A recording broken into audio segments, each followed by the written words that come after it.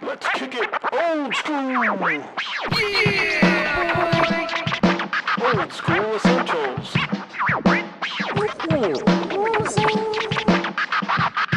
The further adventures of the Thunderous Fury. All right, it is Old School Essentials, the further adventures of the Thunderous Fury, session 77. Time for the recap. All righty. It's the 21st day of, need to get into Ryan. You need to get into Johntor's character. It was like the 21st day of Sunwall when we're going to have that council meeting and go over the plan for the council to hire extra people, except they're not hiring extra people because Clintok suddenly sort of wanted to do a reverse on that, like just in case there were spies on the council. But whatever. It was the day of the council meeting.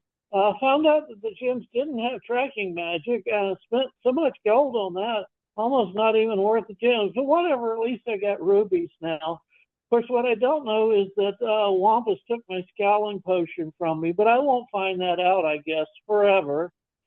So we run into Edgar and Rufus and Quinn in the market and hand over all the fake plans that we made so that they got the wrong ideas about how Prigwort is defended. And they warn us to stay away from Clintok, which we say, okay, cool. Of course, go and talk to Clintok immediately. But you know how that goes. So Clintok and Wampus end up at the Wrinkled Medlar eating, whole suckling piglet while we're meeting with crazy ass guys in the marketplace.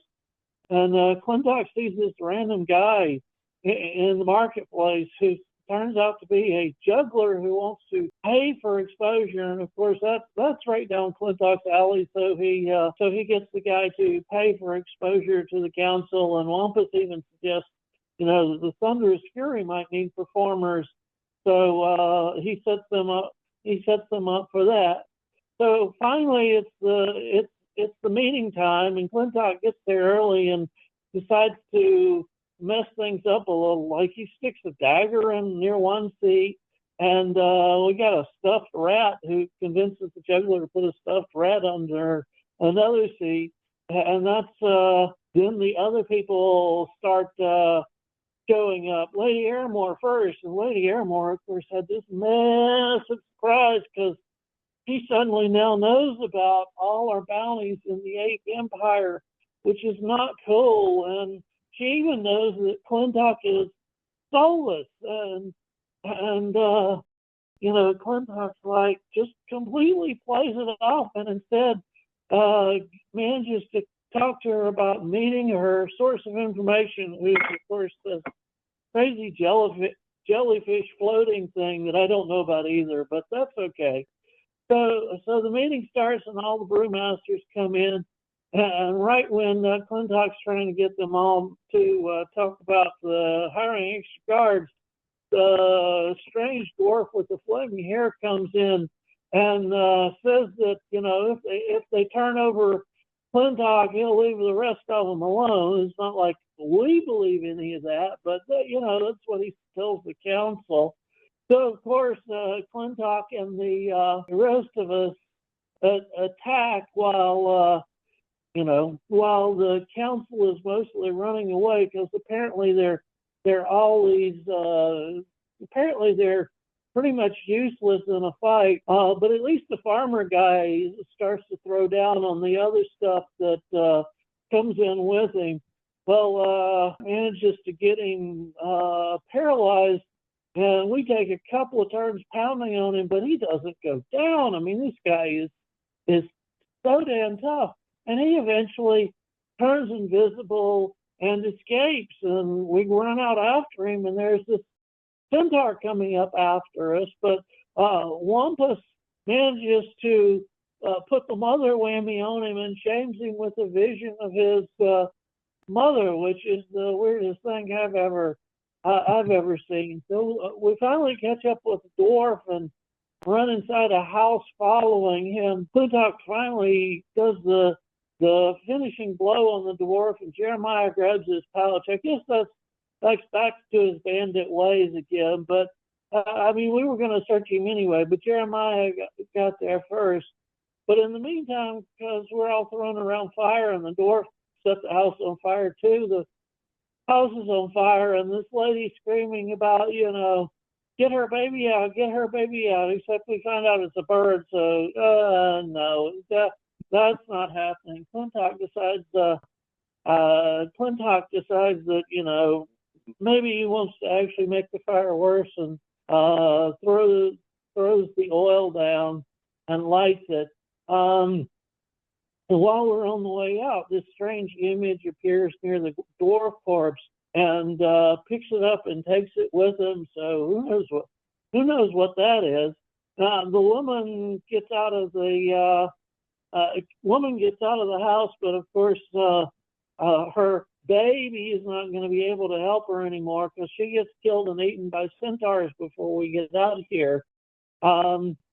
So we keep running, looking for other problems, and we hear fighting, and it's like 3 crookhorns and something flying, attacking Sir Rickon, and we take those down pretty quick. It wasn't bad. So we hear more fighting, and that head that way, and it's 2 of these ogre-like things running around, and I don't even remember how we got rid of them. But finally we hear even more fighting. I mean, why are we running towards the fighting? But whatever. And we end up at the arm camp just outside of town that Hilda Harrimore runs, and they were ready for them. And not only were they ready for them, when they tried to enter the town, they dropped part of the wall on them, killing a bunch of crookhorns and an ogre right there. So in any case, there's still a bunch of crookhorns attacking the fort, but I take down a bunch of them with the sleep spell. But unfortunately, not enough, because Jeremiah goes down, and we managed to get him. Well, we managed to get him back, but it's really touch and go. And finally, all of the enemies are down, and we hear wolves, and there's this giant wolf pack. But they're golden wolves, so of course we've seen those things before. And then there's a bunch of elves and the Earl of Yellow coming to defend Prigwort, and he says that the council in Prigwort failed, and he's taking over Prigwort, and he wants somebody who's not immortal to run it, and he picks me, which I really don't know why he picked me, because I don't think I'm ready for this, but 8 breweries. This is like my town. So I'm definitely going to do right by my town. And that's it. Those of Johntor's run-ons. Nice. Let's see. Oh yeah, of course you had the vote for the draft, and everybody Oddsbody voted yes, but everybody else voted it down, so to look like they were not going to defend the city. You also turned over the information for the schedules, and you mentioned something about laying a trap, which they did do near the gate. If you remember, there was some bodies of crookhorns there where they had laid a trap near, I believe it was, gate was that? Near Sweeney Road, which was near where the Order of St. Sedge was, where they were doing some construction. So, and eventually that's where you ended up at the end of the session. Clintok tried the hold person with his hatchet. The first time failed. The second time did work on Baruch. You mentioned that. Also, Johntor got the critical on Baruch, which caused bleeding, and then you were following his blood trail, which had ice crystals in it. He ran into a house and knocked over a lantern, which started a fire. That's when the lady came out and was trying to get help. And if I remember correctly, some centaurs came in, and I think Clintok threw a flask of oil at the feet to cause even more fire. The centaurs ran off. Wampus went, as you mentioned, and hid. Of course, after helping, also the knights were acting really weird. Like They weren't reacting to anything. They seemed to be completely out of it. And actually, one of the illusions did actually strike, I think, one of the knights and knock him out, which was a critical miss, but may have saved his life. There was also the saving of the baby that I feel Yes. Yes, correct. You did save the bird. Yeah. Jeremiah did that. You ran back into town. You went back inside the town hall, and there was 2 ogres in there, and Clintok convinced them that Baruch told you need to go back to, I think, Fort Vulgar. No, the Abbey of St. Cloud. He said to meet back there, and you convinced them because they're stupid. And they left, and they were actually going up the road up north and past Wampus, who hid. Yep. You were able to get by them. You went, and they were sieging the Order of St. Sedge. There was like 12 crookhorns, and Johntor put a lot of them to sleep, and you fought the rest of them. Jeremiah went down with a concussion. He's down the path. And then, he's officially part of the group now. And that is when you heard some strange howling, and you saw the golden wolves, and then the elves in their golden armor, and they started running and tracking down all the crookhorns and killing them and running through Prigwort. You also got the pouch from Baruch, which had gems and gold and some strange coins that he didn't know what it was, but you will probably figure out once you take a look at them. And there was a basement to the town hall, and that's where Hogel and Master Peabody and Wilfrina and Og's body were all hiding, and actually Daphne, Ignatius and Elvira were in the town hall, like trying to avoid the ogres and fight them. And you ran into, now I can't think of his name, of course, from House Pilston, who showed up with the bloody dagger, and Lady Harrimore, as he had been obviously fighting Smide, humble buff. So he is there. The brewmasters are all kind of like in a daze. One of the clerics of St. Sedge is laying down on the ground with a bunch of other crookhorns that have just been destroyed. And these wolves are running through Prigwort. You can hear the howls. And these knights in these elves in their golden armor are running through Prigwort as well. And the Earl of Yellow has just appointed Johntor as the new mayor, since he feels, since the Earl of Yellow feels that Prigwort he feels that he needs to protect it, and mortals have done a poor job of doing this. In the distance, you can faintly see some burning, like there's a fire in the northern part of town. You probably would know that that was the house that was on fire at one point where you fought Baruch. Somebody points that out. And one of the council members, Og's body's like, I should probably check on the Reverend Mother. We should just to make sure she's okay. But I don't know if it's safe. I don't remember. So Wampus managed to miss the ogres as they were past. You're back with the group. Yeah, back with the group. Okay. Yeah. Well, there's only one way to find out. These elves seem like they're cleaning streets up. I'm sure it'll be just fine. So he looks at a couple of the elves that are like making their way into Prigwort. Maybe I could catch up with one of them. You lead the way. He seems torn. But he goes quickly over to Johntor. You have the full support of House Og's body if you need anything. Mayor, just let me know. You know where the estate is. You're welcome at any time. Best of luck. Nervously, he takes off and excuse me, he's trying to flag down one of the elves to get an escort. Okay, like Johntor is like, and then the takeover of Brewing Town hits him, and he's like, and the thoughts actually start to percolate around his brain, take over Brewing Town. That's cool, but I thought he was cool about it, but he looks around at some of the rest of these guys. It's like, Clintok said there was a bunch of corruption.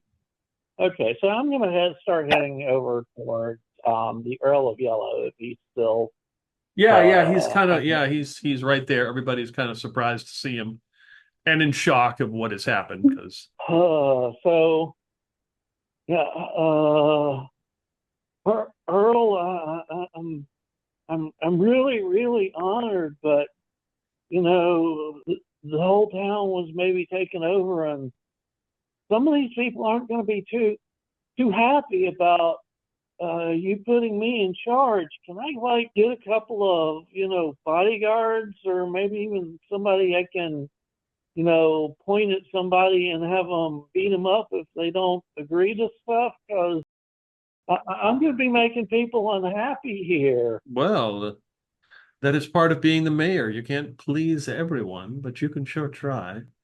I think, as he looks over to the brewmasters who are remaining, most of them will be rather cooperative. Oh, right, because they get some of their ingredients from you. I figured it out for a couple And of he them leans already. close up to you and he says, "They get all the ingredients from me." Oh, wow.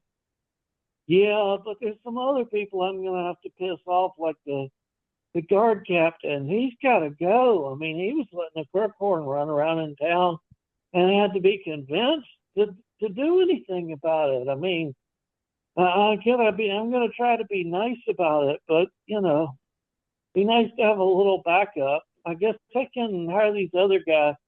Wow. I'm no longer part of Thunderous Fury. I can't be that in the mayor here. Oh, wow. Maybe I can hire them instead. What can I do for you, Mayor? Wampus at your service. Where does Need a that bodyguard? I can go find one for you. fall? Yeah, I was going to say, Mr. runs off in the middle of battle. Whoops, that looks bigger than I can deal with. Bye, I'm going to go empty. The old man comes over with blood all over his overalls, carrying that dagger, and says, "I'm quite relieved to be done with that foolishness. I wish you the best of luck, Mayor. I just assumed to go back to my work at House Pilston in my farm and not deal with these other idiots." So, like, right, I get the not dealing with idiot stuff. And you like farming? Is that your thing? Yes. I'm just coming up with ideas, but I may have something. I may have something for you later. So, like, I guess I can catch up with you later. I'm going to need people who know what's going on around here, because I can't run this place without knowing what's going on. And frankly, I trust you more than most of the rest of these crazy council members, because they ran away and hid instead of doing anything. And you're the guy who went out and tried to get stuff done. Well, the first thing you should know as mayor is if you don't know, don't act like you do. And you can't listen if you talk all the time, as he looks at the rest of the brewmasters. I'm headed back to the farm to see if everything's okay. He starts to walk off back through Prigwort. Mr. Mayor, you've had a troubling, trying day. May I suggest, as your first act of mayor, is to get around? Get around? Yes, Oh, man. a round of beverages so that we can take in the chaos. It really helps with everything, but holy crap. Oh, man. Wampus is gonna like do the equivalent of a medicine check to see if Johntor is like starting to have an aneurysm. He's starting worried. to be concerned about Johntor. Well, Johntor looks around, and Clintok can see his eyes sort of brighten up when he looks at Clintok. It's like, man, Clintok, can I hire the Thunderous Fury? Because, oh, by the way, I guess I got to give him my resignation because I can't be Mayor of Prigwort and part of Thunderous Fury too. But can I like hire the Thunderous Fury to help me set things up around here? Because I got some ideas. I know how my family ruled things back where they did, but I'm gonna have to piss some people off to to get all that set up. The Thunderous Fury doesn't come cheap, but I'm sure, and I'm happy to negotiate the contract. No worries. We'll figure it out. Just relax for a little bit, enjoy yourself. You now have a heavy crown, so you should have some heavy libations this evening. That's what Wampus Lee said, but last time I started drinking after stress, I ended up way out of town, not knowing where I am.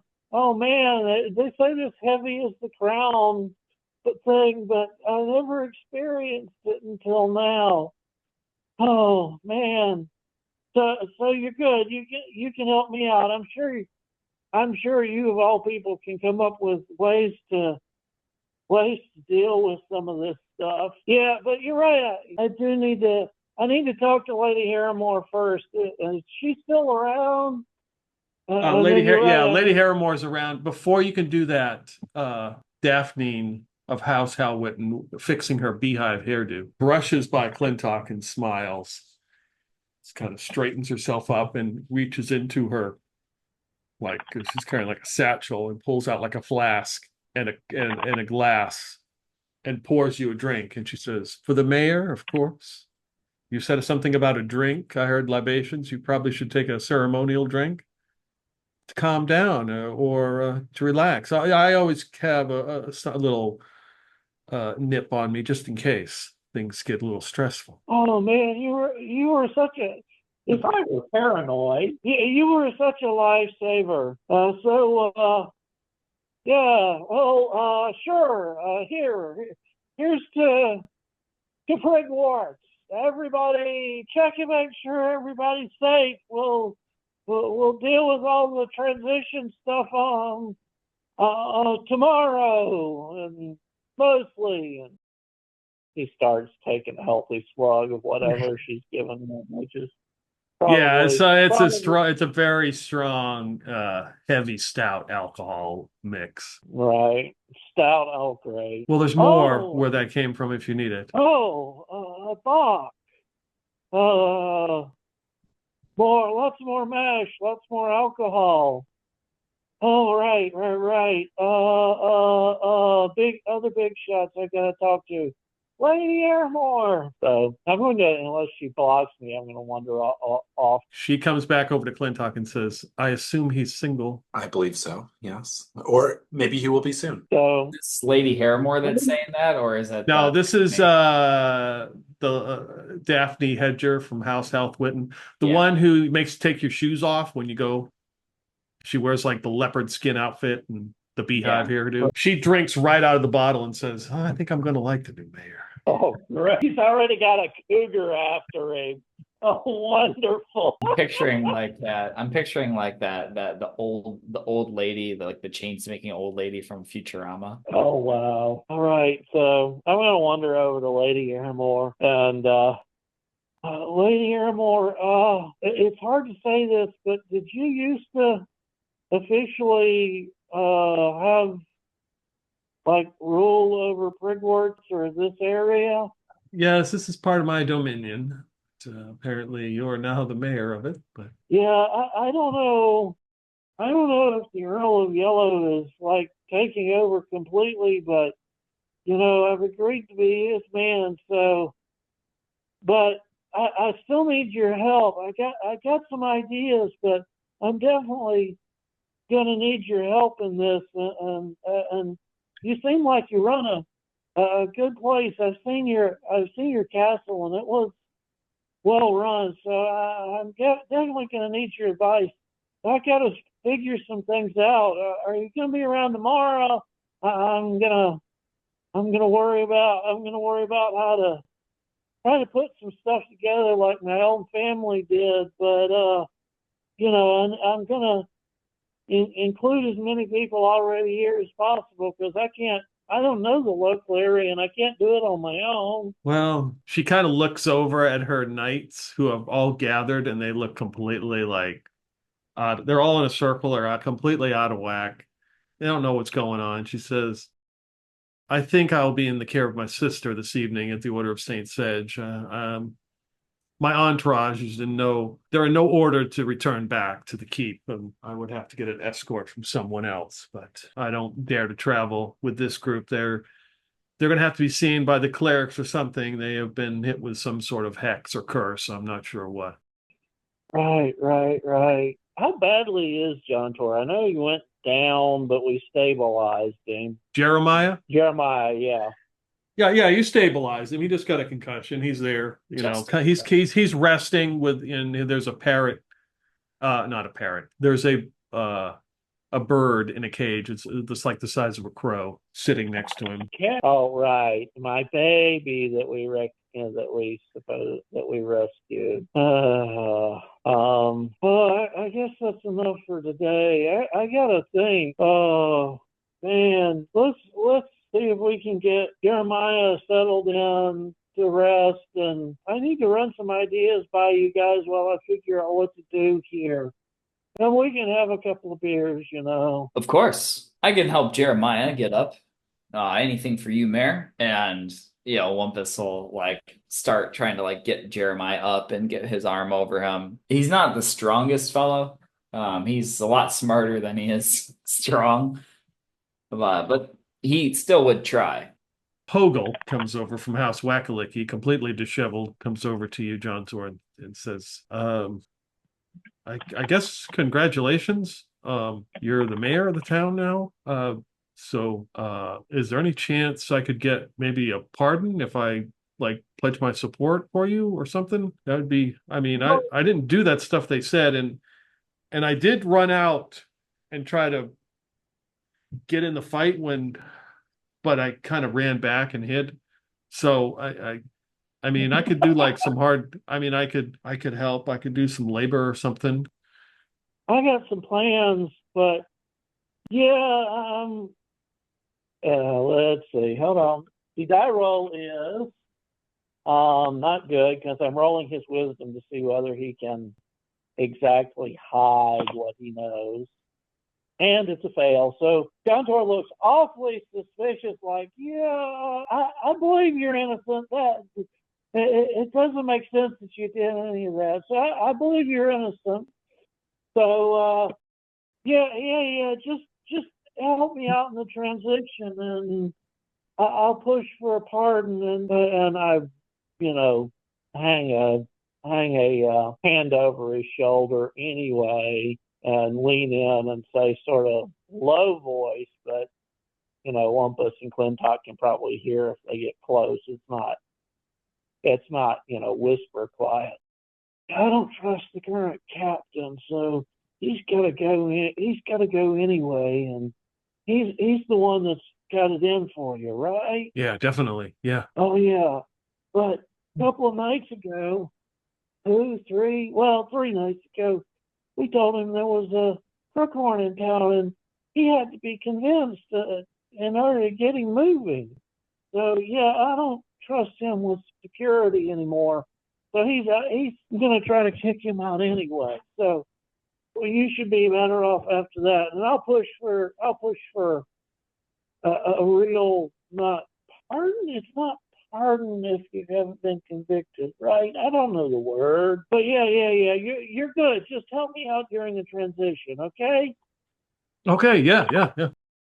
I'll work up on a special brew just for the inauguration. Hopefully it's a good one. And only the best we had for Johntor. Mayor Johntor. Johntor remembering corpse hair and star metal and who knows what else, sort of cocks his head to the side and goes, oh, yeah, okay. It's good brew, but man, I don't know how you get that stuff in there without poisoning the heck out of everybody. I got to learn some of that stuff myself. I never thought of that way. Anyway, I'll be back. I'll work up something. I gotta go. Bye. And he runs off. Yeah, see to your own house. Did they give you the key to the city? Is it one of those novelty keys, or just a? Well, that's the first thing. You're the guy who knows all these important people. I got to figure out. I got to have you help me figure out what goes on around here. And so I know who's important, and especially where the money is, because it seems like the only people with money are the brew houses themselves, and they're the ones who do all the things. But you can't run a city like that. I'm thinking of setting it up like my relatives did. Like I'm still the mayor, but there's a larger council, and the brewmasters are only going to be a little part of that, because obviously they sort of ran the place without any real defense, except if it wasn't for the Order of Saint Sage. So I really want you to help me shake some money out of people. Help me shake some money out of people and figure out how it all works, so I can get this started and get it going. And I guess I can let you have a percentage. Oh, yeah. I mean, I'll just take my cut as in general accounting fee. But we should start tomorrow. We'll call a meeting, or I'll ask around, and we'll work on your inauguration ceremony, and that'll get to the bottom of where all the money is in this town. Oh, Lord, I gotta cut it. Thank you. No offense, but try to leave me with something at the end of the day. I gotta live with it now. Oh, of course. I want to see Prigworts flourish. You're gonna have to tread carefully. I mean, Prigwort's main export is beer. That is what it is known for. That is what they sell. So you can't just you can't just diminish all of the councils, all the brew houses' power, because then the trade and the money will stop flowing to Prigwort. I suggest a new industry. I had some great hot chocolate, and I think we're sitting on a gold mine here. Perhaps we can split beer hot chocolate 50-50. Maybe we can even make a new collaboration. A hot chocolate stout. Yes. Oh man, I've heard of chocolate stout. I haven't had any yet. That sounds cool, but I don't know if they grow enough chocolate around here to make that viable. See, what I was thinking of is the way my house does it. There's a bunch of chairs or seats or whatever you want to call them around the council, and I guess I'll be the mayor. But there's some important chairs that need to be in place. And I'm thinking that one of them can still be the brewer's chair, but we got to have things like commerce, besides just brewing, and law and defense, and maybe agriculture, like the farmer guy. We can't just grow stuff for brewing. And I got some people in mind maybe for those, but we should talk it out. So basically, his mouth is a little loosened by beer and relaxation of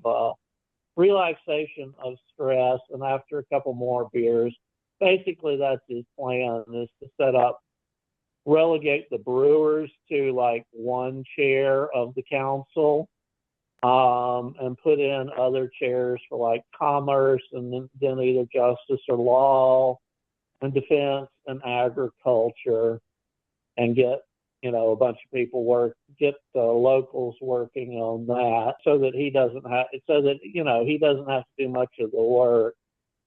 But basically leave it up to the locals, but demote the brewers to one of several instead of running the whole damn place.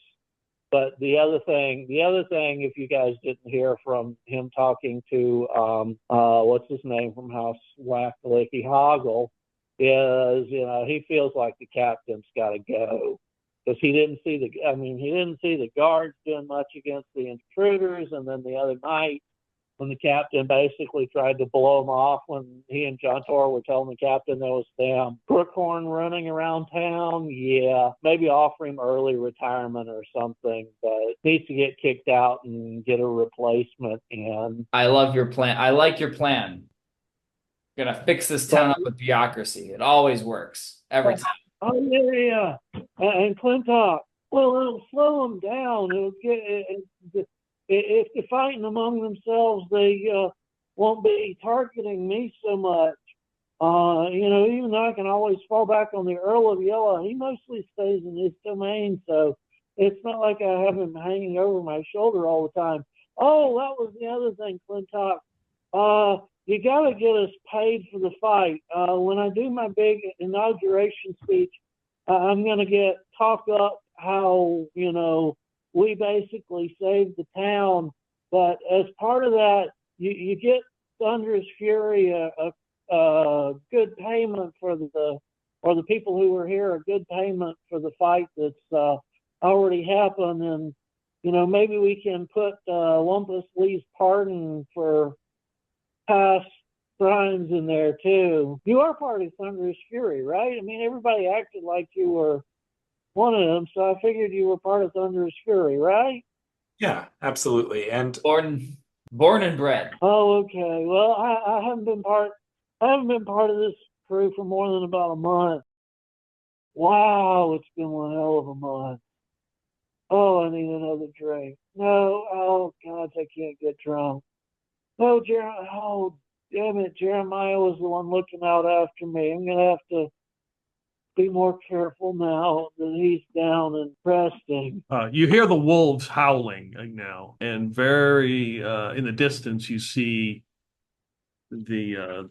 from various lights in Prigwort, from lanterns or from homes or buildings, the reflection of the golden armor of the elves as they begin to make their way back to your location. You also see a knight and a cleric, you would guess from the Order of Saint Sedge, come up to Hilda Harrimore, who's sitting there resting, holding a spear. She looks exhausted, covered in blood, and they say something to her, and she comes over to Johntor. Mayor, currently our situation as far as defenses is we do not have any of the town guard. They are all dead. Captain Hog Wash is basically finished. He has been gravely injured. His leg has been mangled, and I would guess that his days as captain are done. So we do not have any town defenses other than the Order of Saint Sedge, which we are very tired and weary, but we will do our best to defend the town. I do not know if they will. I don't know if the Earl of Yellow took care of all these crookhorns, but if it's Captain Snarkscorn, if there's an opportunity for a counterattack, he may try to do it while our defenses are weak. What is your proposal for the rest of the evening? Oh, man. I whisper, you can ask them to stand guard until morning. Yeah, okay. Oh, man, can you get some of your people to stand guard? But I'm gonna definitely talk to the Earl of Yellow. I mean, he's, what's that funky phrase? Force majeure here right now. So I'll tell him your concerns and see. Oh, you're saying, wait a minute, are you saying have the Earl stand guard or have the Order of Saint Sedge stand guard? The elves. Okay. Well, definitely. Okay, yeah, that's what I would say. I'm going to see if they can't hold out for the night, and that should discourage any immediate problem. So yeah, wander over to the Earl of Yellow. And the Earl of Yellow is the satyr is standing there, sort of watching these elves come back, and they just pass and you begin to see the wolves pass and run past him into the woods, like into the darkness. He says, Mayor Johntor. All the people here are really like. Oh, excuse me. I'm so sorry. And he looks at you. He snaps his fingers a couple times, and you see like a spark, and nothing. And then he kind of walks over to you, and it looks like he sprinkles some kind of dust or something on you, and you are now wearing a golden like tuxedo. That is more appropriate. And he goes and taps you on the top of your forehead, and you have this strange sensation. For the rest of you, you realize Johntor has horns like a satyr now, and they're golden. You can add 2 points to your wisdom. Nice. That's much better. Yeah, I feel better, but according to Lady Hilda Harrimore, not lady, he wouldn't say lady. According to Hilda Harrimore, who is, knowledgeable about what's going on, this is the best time for the Chief Crookhorn to counterattack, and all the humans are basically really badly off, and the town guard is dead. Can I please get your people to help guard the town? That is when a strong mayor rallies his constituents to a strong defense. That is why I've left you in charge. I cannot be mingling in mortals' affairs all the time. You never know, some fairy court may banish me somewhere outside of Phrygia. So I must leave, but if there is ever a crisis, I may return for just a bit to help, because Prigwort is my favorite. But that is why I put you in charge. How do I contact you? Oh, don't worry about it. I'll be there when you need me. Okay, his new 2 points of wisdom, along with life experience, tells Johntor that don't call me, I'll call you, suck it up and deal. So, yes, Earl. Yes, of course, Earl. Thank you, Earl. And as Johntor turns around, he realizes his head feels, wow, why does my head feel differently? You've got a massive set of horns on your head. They're fabulous. I'm sure you'll be able to win every council meeting now. Oh, well, all hail Johntor, the man with the golden horns. Rather, the elf with the golden horns. So wait a minute, I got the tux. Oh, I guess it's complete. I don't need Zophan's golden pants, I guess, because the tux is complete by itself. Well, crap. I'll go back over, lay Hilda, and basically tell her that the Earl of Yellow has left mortal affairs to mortals, and he definitely looks sour while he says that. And ask her if her people can guard the exterior while he rallies the damn brewers, who are the only people, who are the people with the most how shall we see this, ready labor to guard the interior. Damn it! I wanted to Daphne. I didn't mean to call on you so soon, but. I'm glad. I was just taking stock of what needed to be done around here. Yes, Mayor. Hilda Harrimore believes that if there's going to be a counterattack, it'll be pretty soon, but the Earl of Yellow is clearing out. I think Hilda Harrimore is going to be able to guard the exterior, but we got to get some people patrolling the street. Yes, we do. I mean, the brewers are the people with the most labor in town, and the people I know best. So I need to rally the brewers to set up some town guards, at least for the next couple of days, so we can till we get things settled down. Damn, I wanted to. Did you have more of that beer? I wanted to drink, but yeah, she takes that flask out and hands it to you, and then looks over and says, "You over there juggling. Stop. Go rally those in the town." He looks around. He's like, "Oh, okay." So yeah, that's what Johntor is going to be doing is, well, trying to get up with all the brewers and convince them to put some guards out tonight, so that further shit doesn't happen. Emphasizing that Hilda Harrimore believes that if there's going to be another if there's going to be another attack, it'll be soon while we're showing weakness. Got to get people out on the streets. And right. Hilda Harrimore says that she'll take the knights inside the keep along with her sister, and she will send out at least a couple of knights and a cleric around the town the best she can. Okay.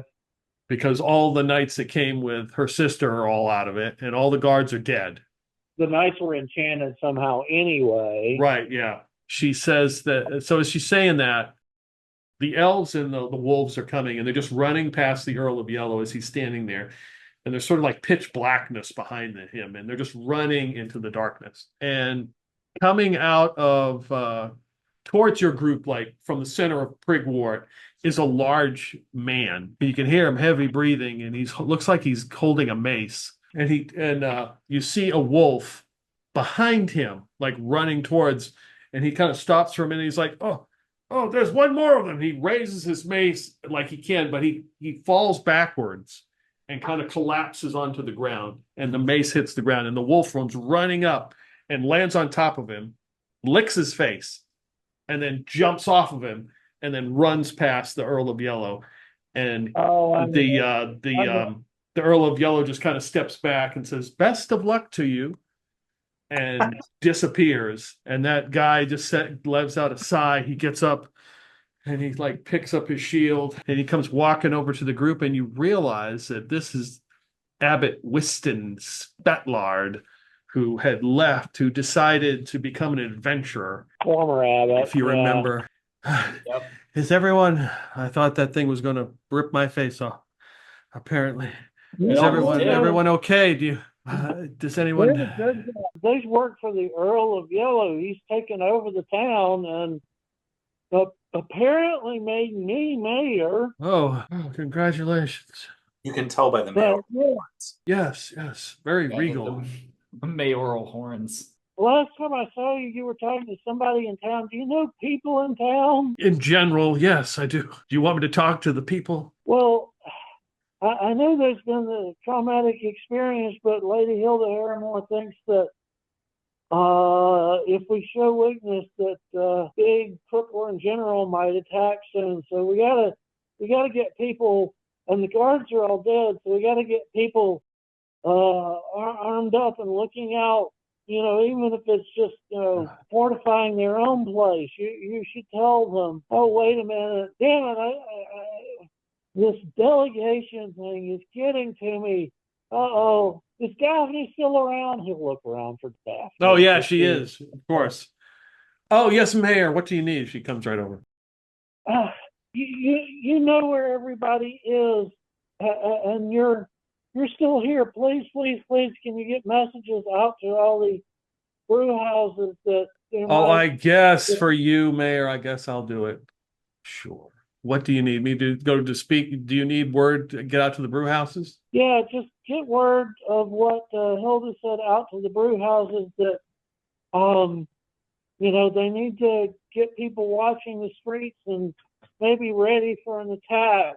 I don't know if they need to patrol, but we need to get people out and watching just in case there is another attack tonight. Okay. So Ignatius and Elvira Craphand are both nearby, and they Mayor, it is we will help you, of course.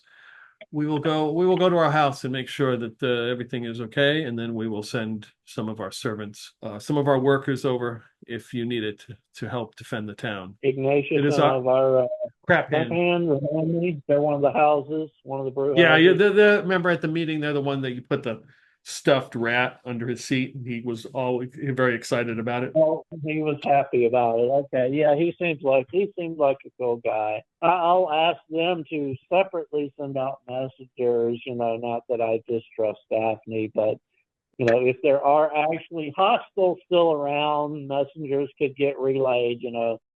Please let all the brew houses and anybody else think is important, or has people who can guard, right, to not necessarily patrol around town, but at least patrol around their own areas and make sure that there isn't additional problems. And Wilfrina of House Cobsworth is there as well, and she's been sitting on like a piece of debris this whole time.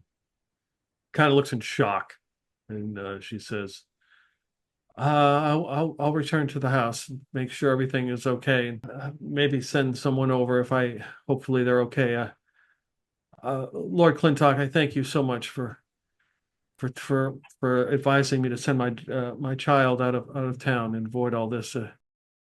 I don't know what to say. I only wanted the best for you and your kind. I'm happy that I was able to help her get out of town, and I assume she'll return soon, once town has rebuilt itself and is safe for her return, of course. Yes, of course. All right, you did that. I'd forgotten that.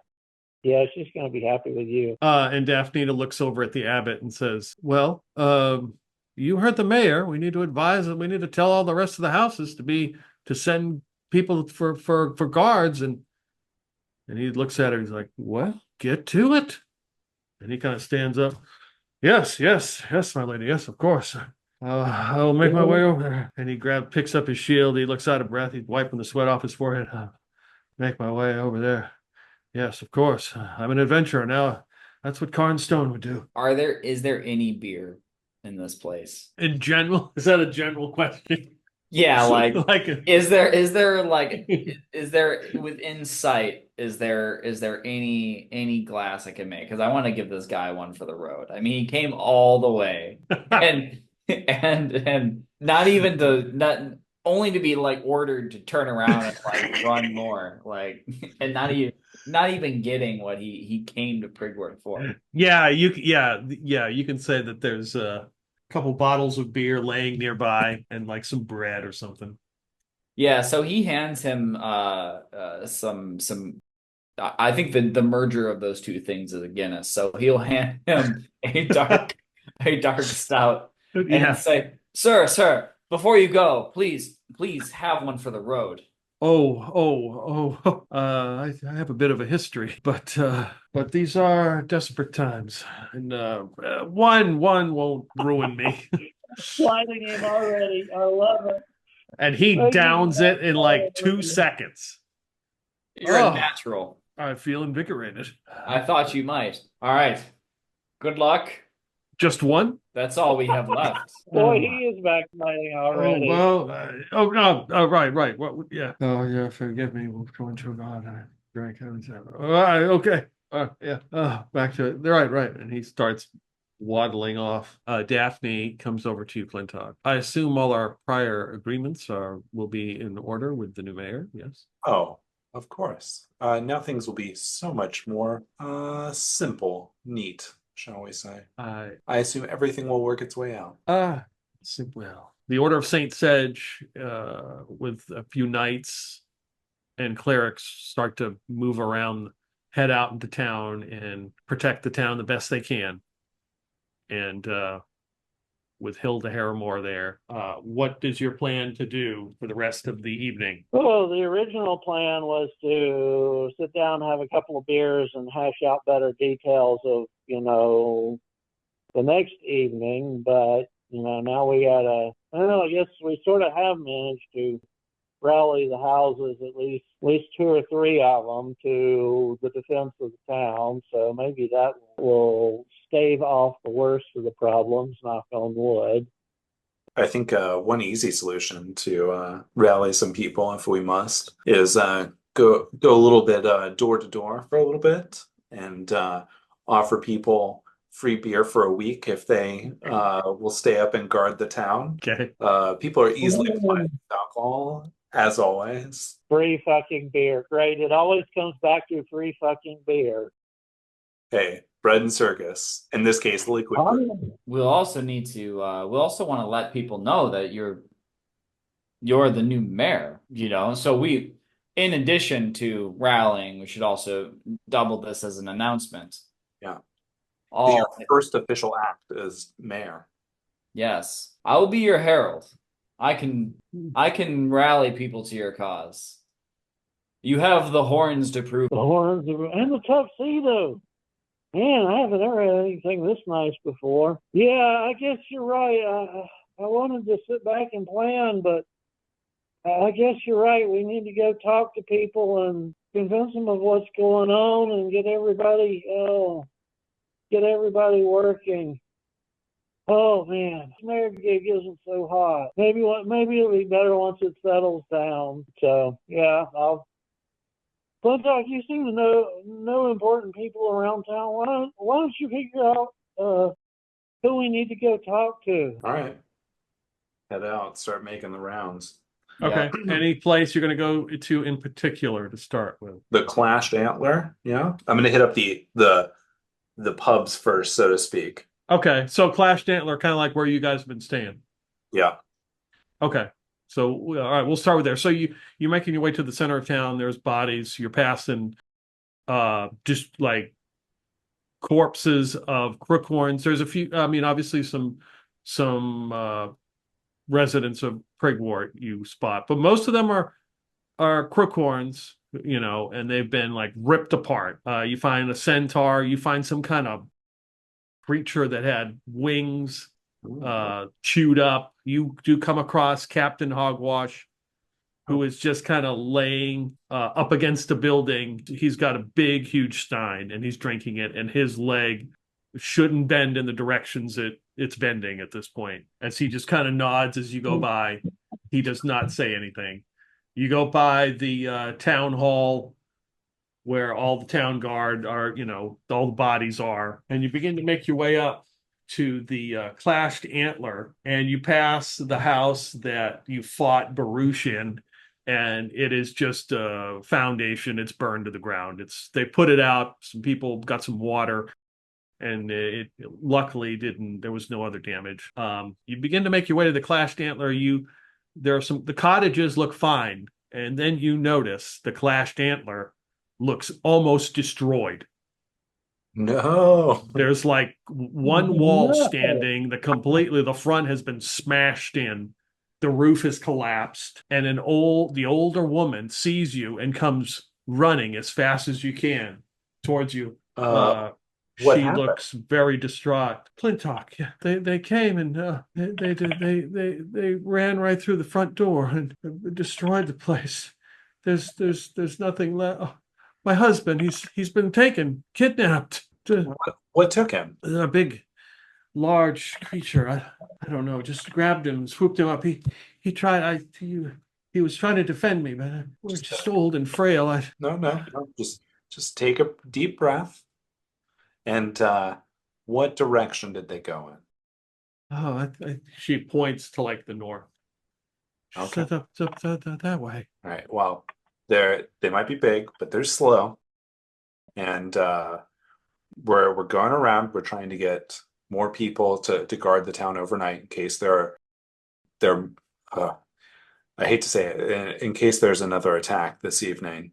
But we're getting missing persons reports, and we'll send out search parties tomorrow.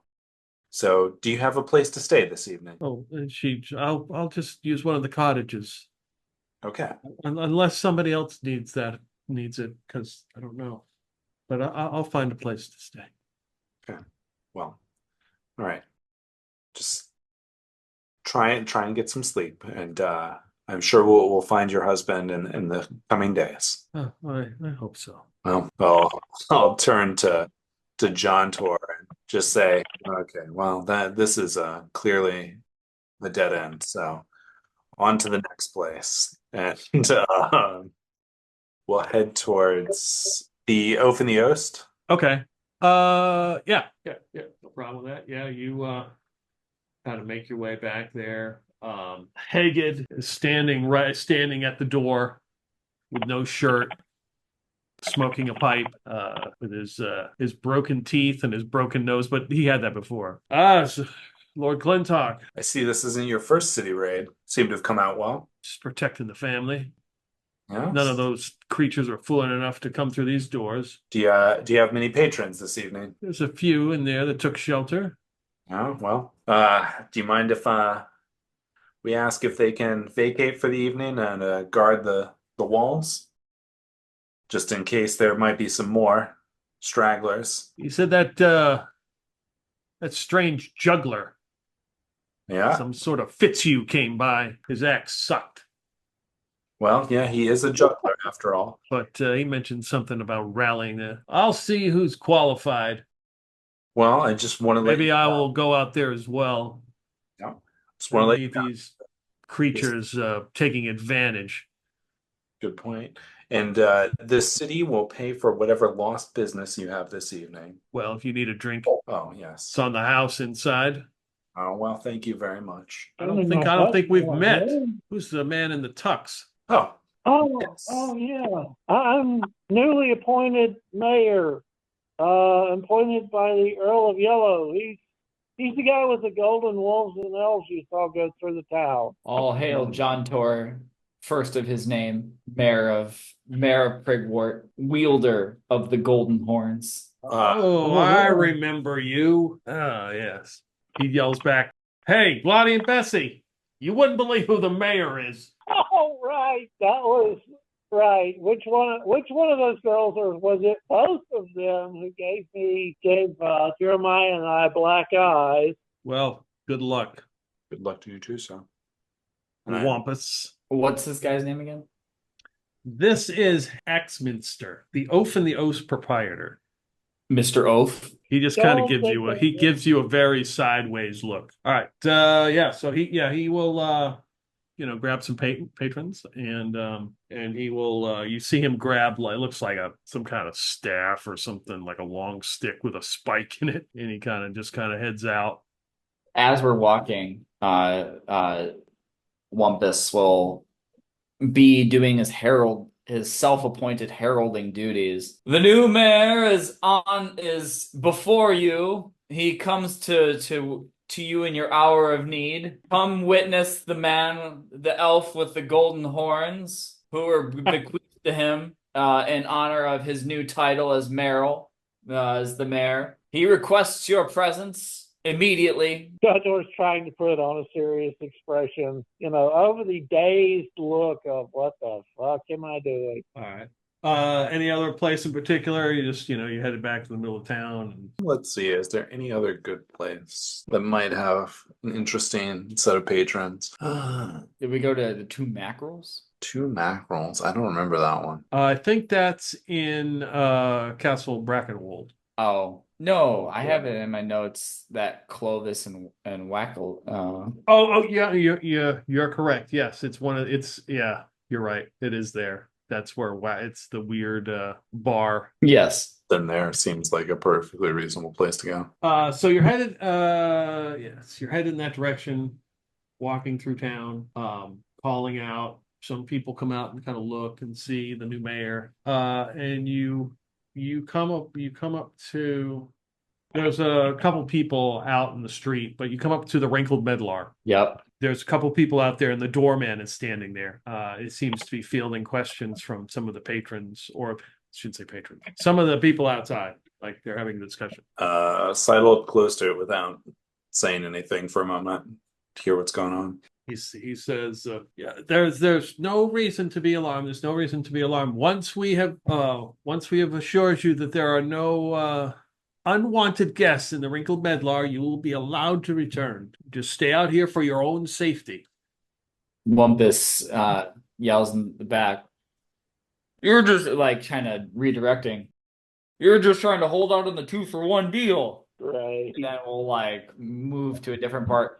Yeah, we want 2-for-1. The doorman looks past the group and then he kind of steps through them and spots Clintok and walks over to Lord Clintok. How is it inside? Well, yes, I don't want the patron, I don't want any of the guests to be disturbed, but Mildred has been kidnapped. Well, in that case, we'll just have to let them know they can drink somewhere else this evening. I just wanted to check the rest of the inn to make sure that none of these creatures were hiding, but I have a few witness accounts that she's been taken. She was taken south out some sort of secret gate. Oh, I see. We're going to start search parties tomorrow, so good to know. Do you think do you think we should wait that long? Well, I heard they're bloodthirsty. They've been known to eat people. I mean, do you think that's enough time? Well, if they took hostages, they don't immediately want to kill them. They want something out of it. They failed in their attempt to take the city, so they're probably going to use them for ransom. I surely hope so, and not for some sort of feasting. Don't worry. We'll take care of it. Behold, your newly appointed mayor, Johntor. First of his name, all hail Johntor. Elf with the golden horns. The doorman immediately stands up straight. You're the mayor, or your excellency? How should I appoint you? Oh, just mayor is fine. Yeah. Very good, mayor. You will have an exclusive dining area at the Wrinkled Medlar anytime you wish. Just let us know. Of course, let me know. I'm usually the doorman up front here. So, do you need anything this evening? Well, the only thing is, Hilda Haremore thinks that if there's going to be another attack, it'll be like pretty soon when we're showing weakness after all of the problems. So anybody who can have arms needs to have them ready and, and at least keep an eye out, keep watch to make sure that there isn't anything else coming into town. He turns to the people who are waiting to get back inside. You just heard the mayor. You need to make yourselves useful and help protect the city for this evening. And they kind of look at him. Well, you're not getting in this anytime soon. We will compliment your room. Okay, fine. And they start walking off. Well done, Mayor. Just doing my mayoral duty. The doorman kind of points to a couple buildings, like a street, like an alley over. He says, "I think a similar incident occurred with at the jeweler's. I think the proprietor was kidnapped as well." Oh man, this is a crazy pattern. Do crookhorns typically take prisoners? I'm unfamiliar with the ways of these creatures, but I know they eat flesh. Flesh is delicious if it's cooked right. I don't think that's what he's talking about, man. Oh, I'm sorry. Right. We perhaps is a question best for the guard or for others. So going over, if you head over there over a block, the place is called the Sea of Stars Jeweler, and it looks like the front of the door and the front wall were like smashed in and ransacked. And you get over there, and there is a younger woman with like short cropped blonde hair, kind of like sifting through the debris, and she sees you come up. There's nothing to take if you're looking to take anything. It's all gone now. Whatever the thieves or the thieves that came after the thieves. We heard that somebody was kidnapped. We weren't going to take stuff. Who was kidnapped? I got the person's name, but we've never run into her. So, I'm going to post her name. This person's name. I think it's Hagen. Did you tell us Hagen was Haig? How do you pronounce that? Haig is how I would pronounce it. Haig. Haig, yeah, the Haig. Haig. My sister Haig has been kidnapped. She ran this establishment. Yes, we're related. I didn't get the red hair in the family. She did. Well, this is most unfortunate news. I'm sure that this doesn't really help you in your situation. But I'll have you know that the new mayor has made it his top priority. Your new mayor, his top priority to recover all of those that have been kidnapped this evening. So I want you to know that while your dearest loved one has been kidnapped, they are probably still alive, most likely, definitely still alive. And we'll make sure that we've saved them. But first, we need you to lean into the act of self-preservation. And I want you to make sure that you keep your fine establishment protected this evening. And reach out to anyone that you know in town that might also be able to help. Any help that can be manned on the city walls is most graciously appreciated. And we'll send out search parties in the morning. Do you happen to know which direction the kidnappers left the city? I think they were, last report is they were headed west. I see. Oh, great. So we got north, south, west. Oh, great. This is. Now, how did you, what do you mean the new mayor? Did all the brewers killed? No, they weren't. But your new mayor here, they've come to their senses after the calamity that has fallen upon the city, that they've decided to relinquish the power that they have so inefficiently used to our prestigious and most gracious Johntor here, who will lead the city into a new age, a prosperous and protected age, free from corruption. Free from corruption. She kind of takes us, looks at him, and she's like, "You're not from around here, are you?" Whoa. Do not use that language. We're all from somewhere.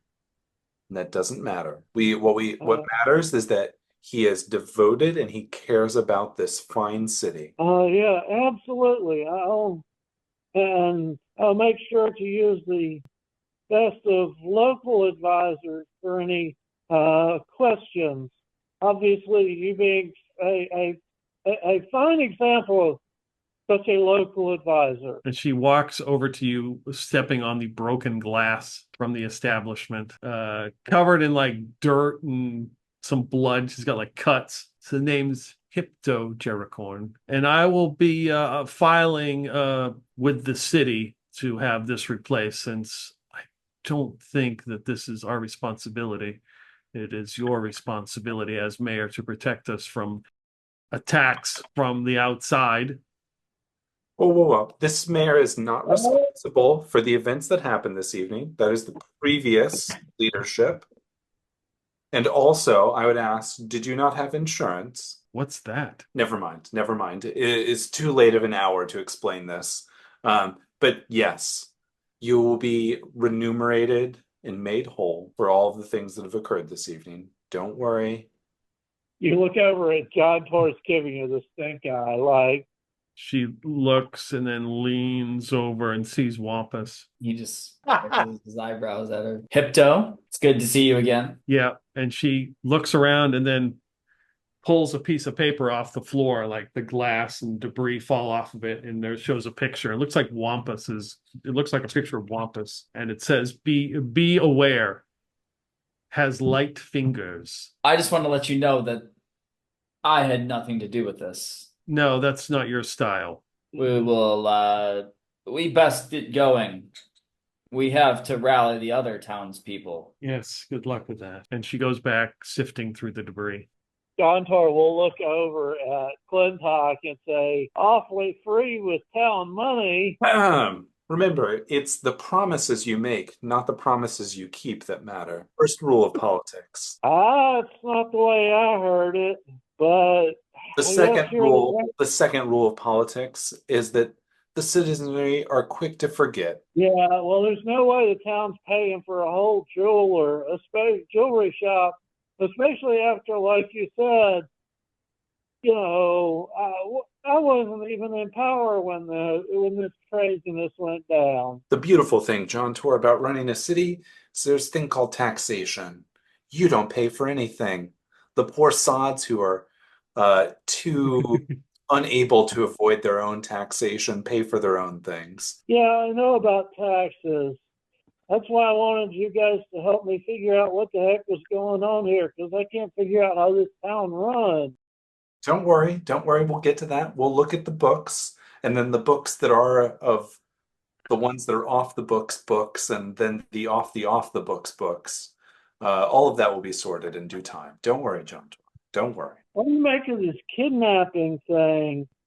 Because, I mean, we've heard them going in like 3 different directions. I can't help but believe that it's just like the other guy said that, it's just them carrying off easy meat for later. Well, if they were smart enough to set up this raid and attempted overthrow of the city, they're probably smart enough to realize when they've lost, and what better way to cut your losses than to make sure you get something out of it. I guarantee you within a day or two that there will be a call for ransom funds, and that well, you know how that goes. It's generally not a fun sight, but we'll figure out where the hostages are being held and we'll go from there. Oh, it depends.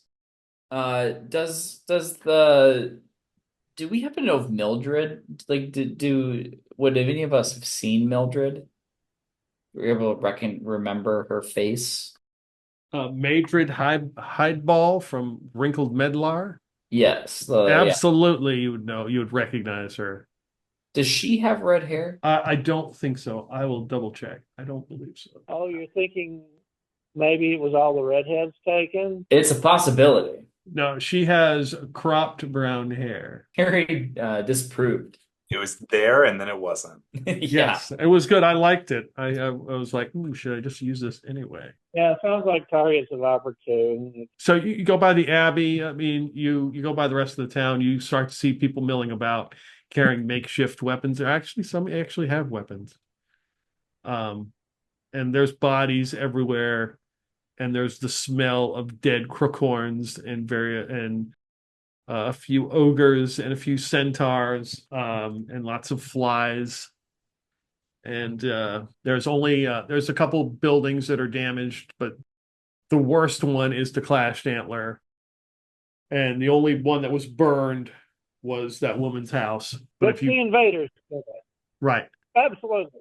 The invaders did it. Is there anything else you wish to do specifically before you rest? So we only have two. There's two people that were kidnapped. There was three: Madrid Highball of the Wrinkled Medlar, Blino Jungle of the Clashed Antler, and Haig Jericorn of the Sea of Stars Jeweler. Gotcha. And any sign of our dear friend the Tailor? When you check by his establishment, he is there and fine. Did you find any pigs this evening? No. No, no one got in then. How fortunate. Yes. And you are fine? Yes. He's looking like he's got the door open and the chain. He's like, yes. You're alone, right? Yes, I am. Well, in the event that you weren't, then you would have blinked twice instead of blinking once. So we'll be on our way. And I hope nothing happens to your fine establishment because we do have that business proposition. Yes. Who's your friend in the cheap suit? Well, yeah, two things about that. It's magically cheap.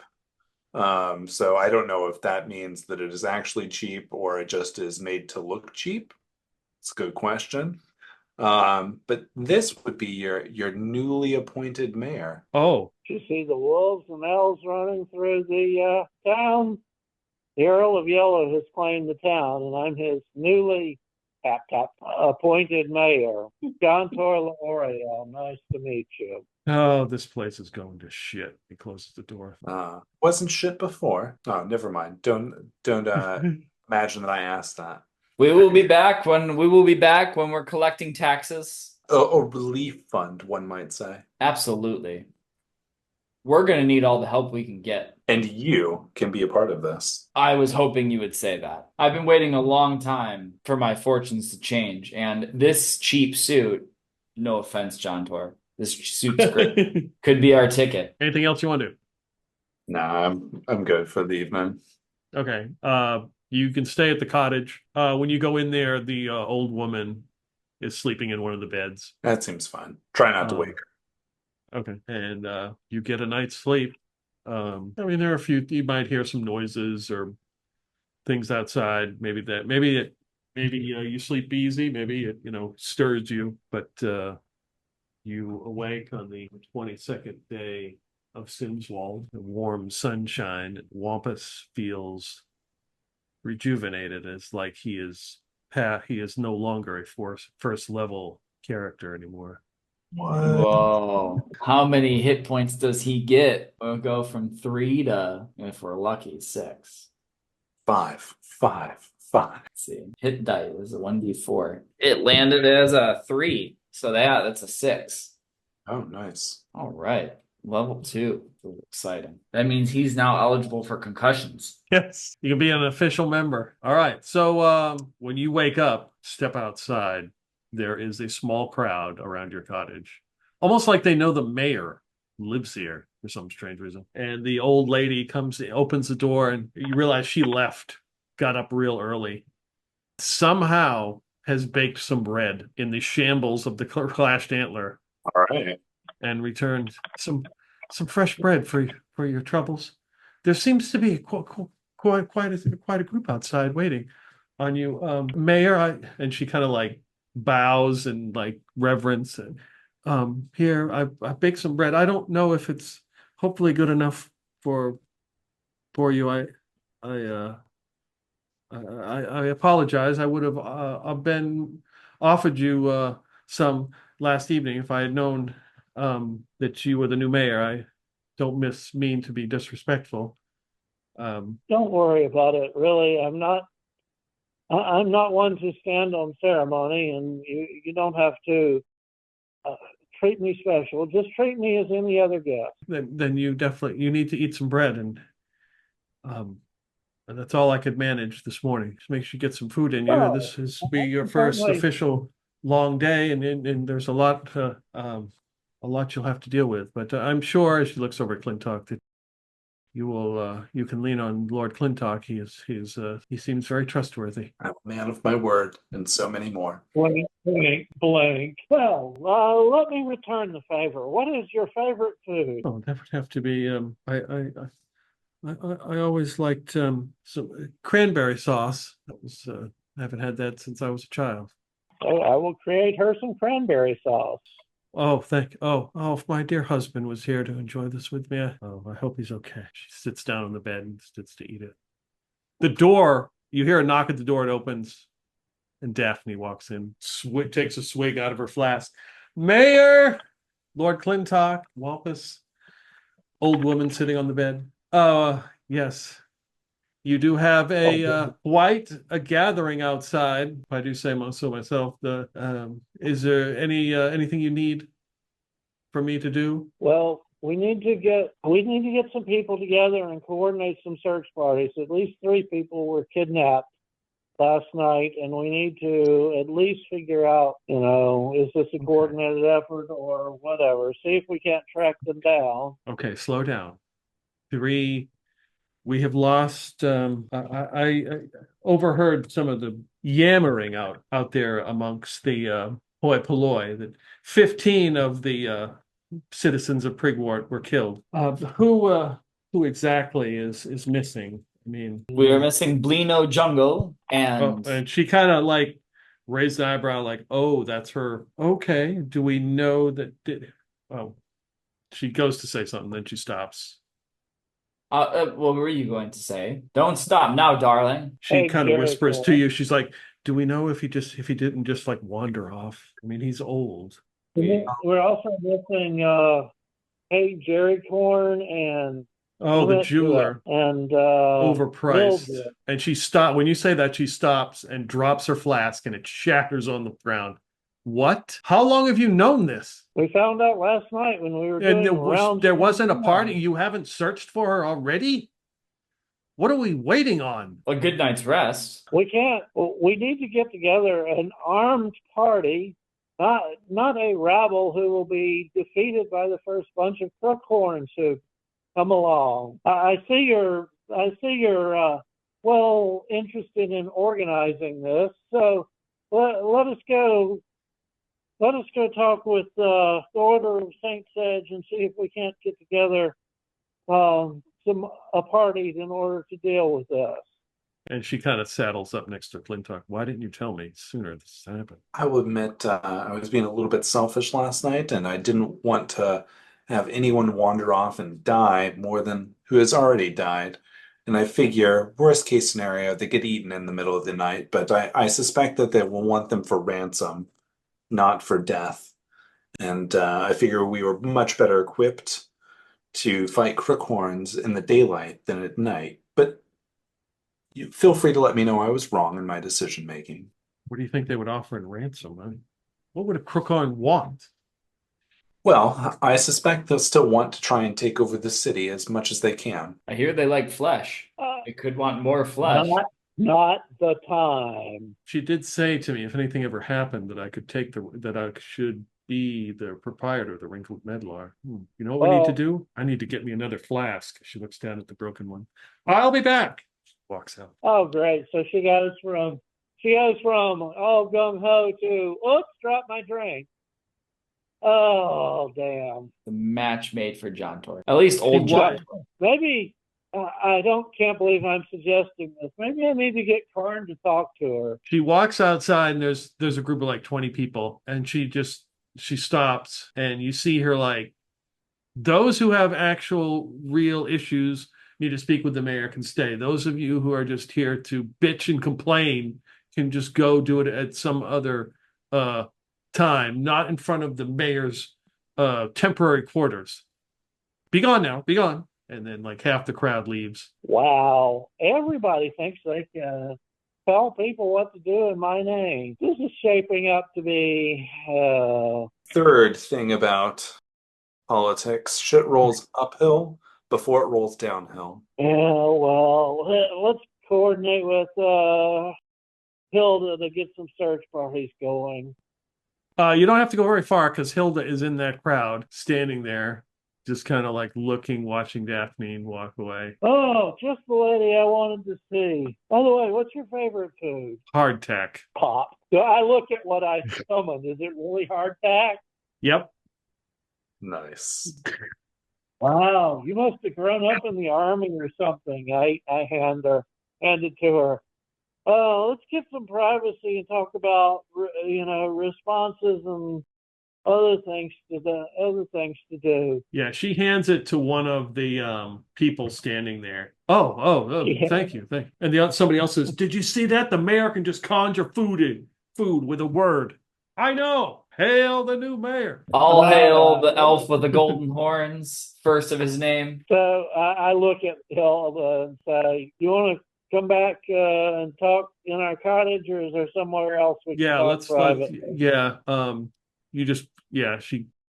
Let's just walk over to like the clashed antler, the remains of it, walks away from the crowd. Nobody follows her. They're not that stupid. Okay. And she kind of looks at the place. She's like, man, why do I smell baked bread? The proprietor managed to bake bread somehow.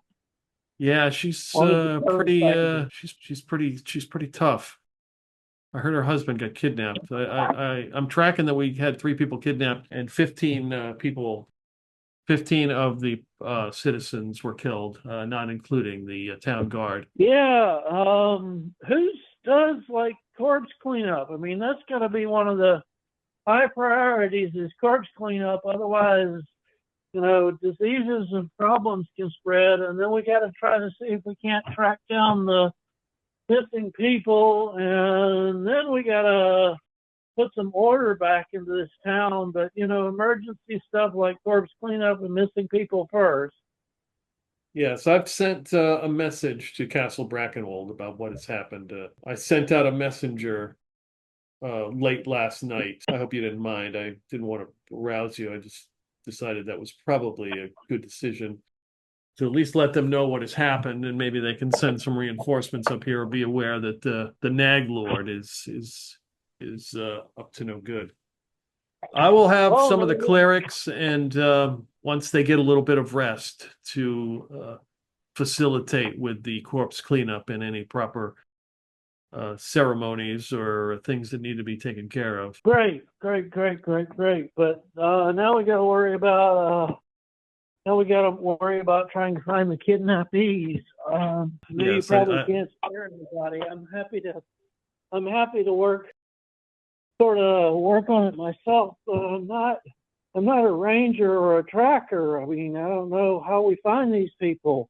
No, I think it's probably best that you stay in the city and coordinate the activities from here. You have a much more important position. I can probably assemble some of the order to head out, but I not that they've gone in 3 various different directions. I don't have enough people to do that. I was hoping that maybe Lord Clintok and maybe some of his retinue, considering their abilities and what they were able to accomplish, might be able to help facilitate and retrieval of at least someone. Yes, that was on my list of things to take care of.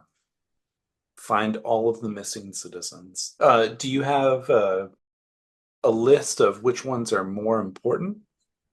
They're all important. This is true.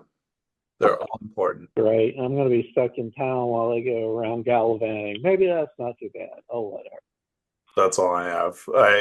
My plans were to look around today.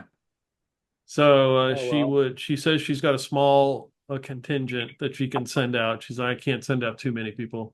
Still have to be leery of if Captain Snarksborn is part of this group that attacked us, though I think you dispatched one of their lieutenants or somebody, some sort of dwarf.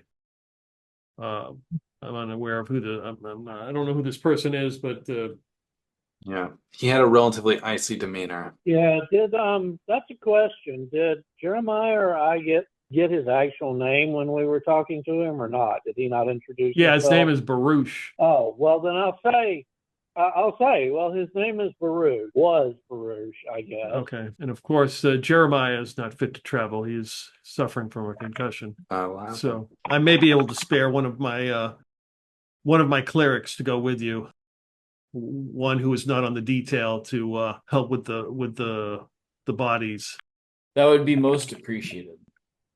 Oh, and on the subject, I'll pull out the hatchet and I say, "This thing was very useful. I much appreciate the gift." Oh, I think the Reverend Mother.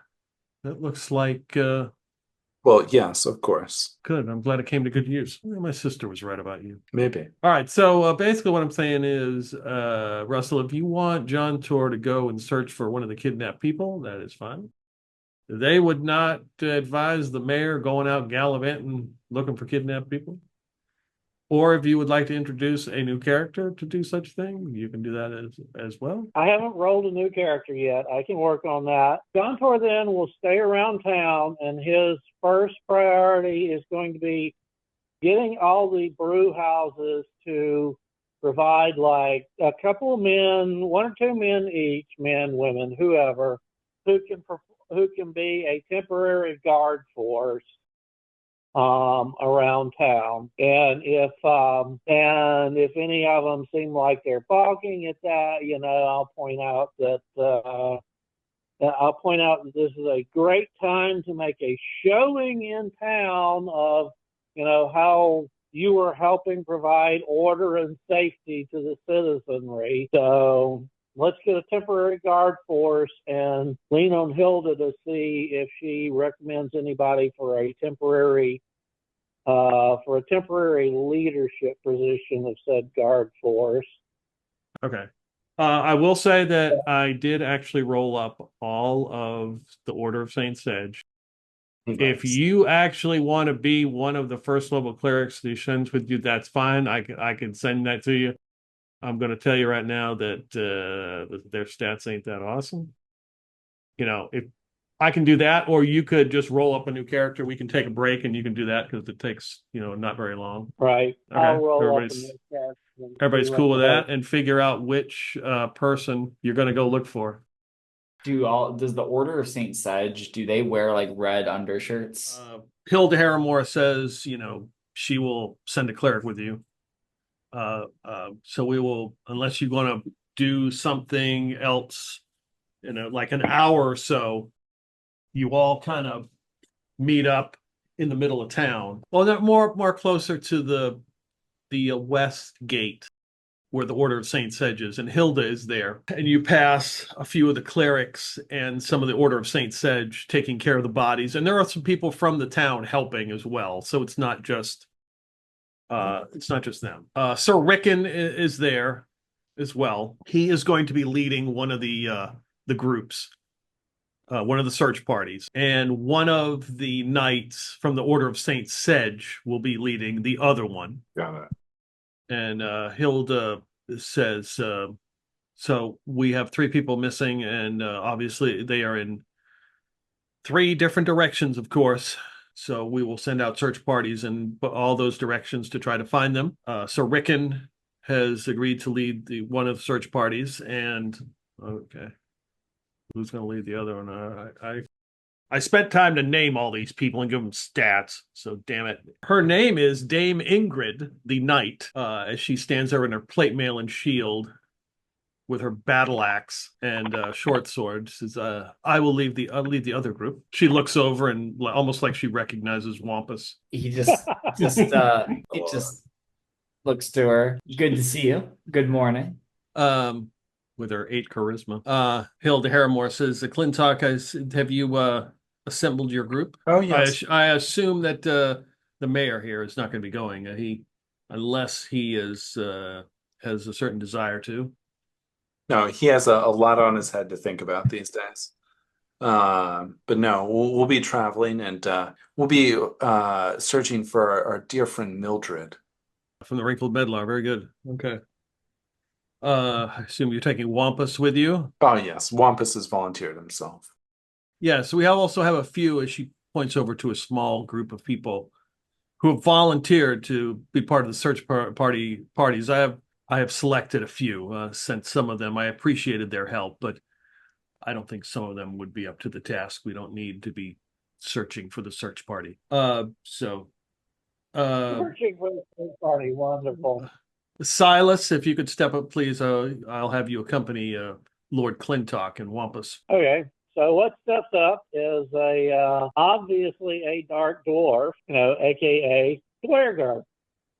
And he is dressed in dirty chainmail and shield and slinging around a mace, and he's got a backpack, and he's like, and he sort of eyeballs you like, you're gonna be the leader? Hope you're a good one. Silas is the name. Did you say Silas? Yes, Silas. Good Dwergar name. And who do you worship? Cuthbert? What? Moon and surface gods. Silas, how are you feeling about the fact that it's warm and sunny today? Quite unhappy. What does Silas look like? Well, he's a dark dwarf. He's like you take a dwarf and turn their skin dark gray, but he's still got the big dwarf beard, but he's lighter than your average dwarf, like a starved dwarf with gray skin, if you will. Silas Wumpusley at your service. I don't believe I've seen a dark dwarf. Most of them have better sense than to come up above ground. Which leads me to the question, what are you doing above ground? None of your business. Nothing will affect you. So you're on a religious mission, I assume. Okay, enough said. No need to talk about it. I've heard all of the religious conversation I ever need to hear, so you have all of your supplies. We'll probably be gone for a few days. I don't have enough food for a few days. Well, you should probably get some. If you don't mind, you can pick up some for the rest of the group while you're at it. Don't have money. Clintok reaches into his pocket and just like shoves a handful of gold into Silas's hands. Here, go get some supplies. Be back here. We'll leave soon. Wow. You're one of the better ones, aren't you? Better. Maybe. The tall or the surface dwellers. Or the tall surface dwellers. Anyways, go get us some rations and come back. He shoves 4 gold into his hand. Yeah, Hilda says, as she's like introducing the other people to the group, the other locals who have volunteered. She looks over at a couple of her clerics and she says, Ulf, I need you part of this group. And kind of see somebody look up as they're like moving the dead bodies, like they're all kind of like moving them into town to get them processed right there, and just vomits into the alley. And she's like, Hilda sighs. She's like, I don't think he is fit for travel. And as she says that, another voice comes out and you hear, but I am. Yes, I can. I wish to volunteer. Let me sit down for a minute. Yes, Lord. I think it's Lord. I think we met last night. Still out of breath. You should really think about doing more cardio. Yes. You sound like Carden Stone. But that's the first anyone's ever said that. Yeah, you know what? Exactly. Abbot Wiston Spatlard. I wish to volunteer. I can accompany you. It shouldn't stand that common folk are taken from their homes and businesses and fed to be eaten by these horrible, horrible creatures. I'd be happy to have you, Abbot. Yes, Wampus it is, right? Wampus Yep. Stands up, puts his sweaty hand on your shoulder. Good, yes. Oh, and who is this charming young man here too? Is he pointing at me? Is he looking Oh, at my yes, character? of course. Who else would be the charming young man in this group? Yeah, right. Silas. Just call me Silas.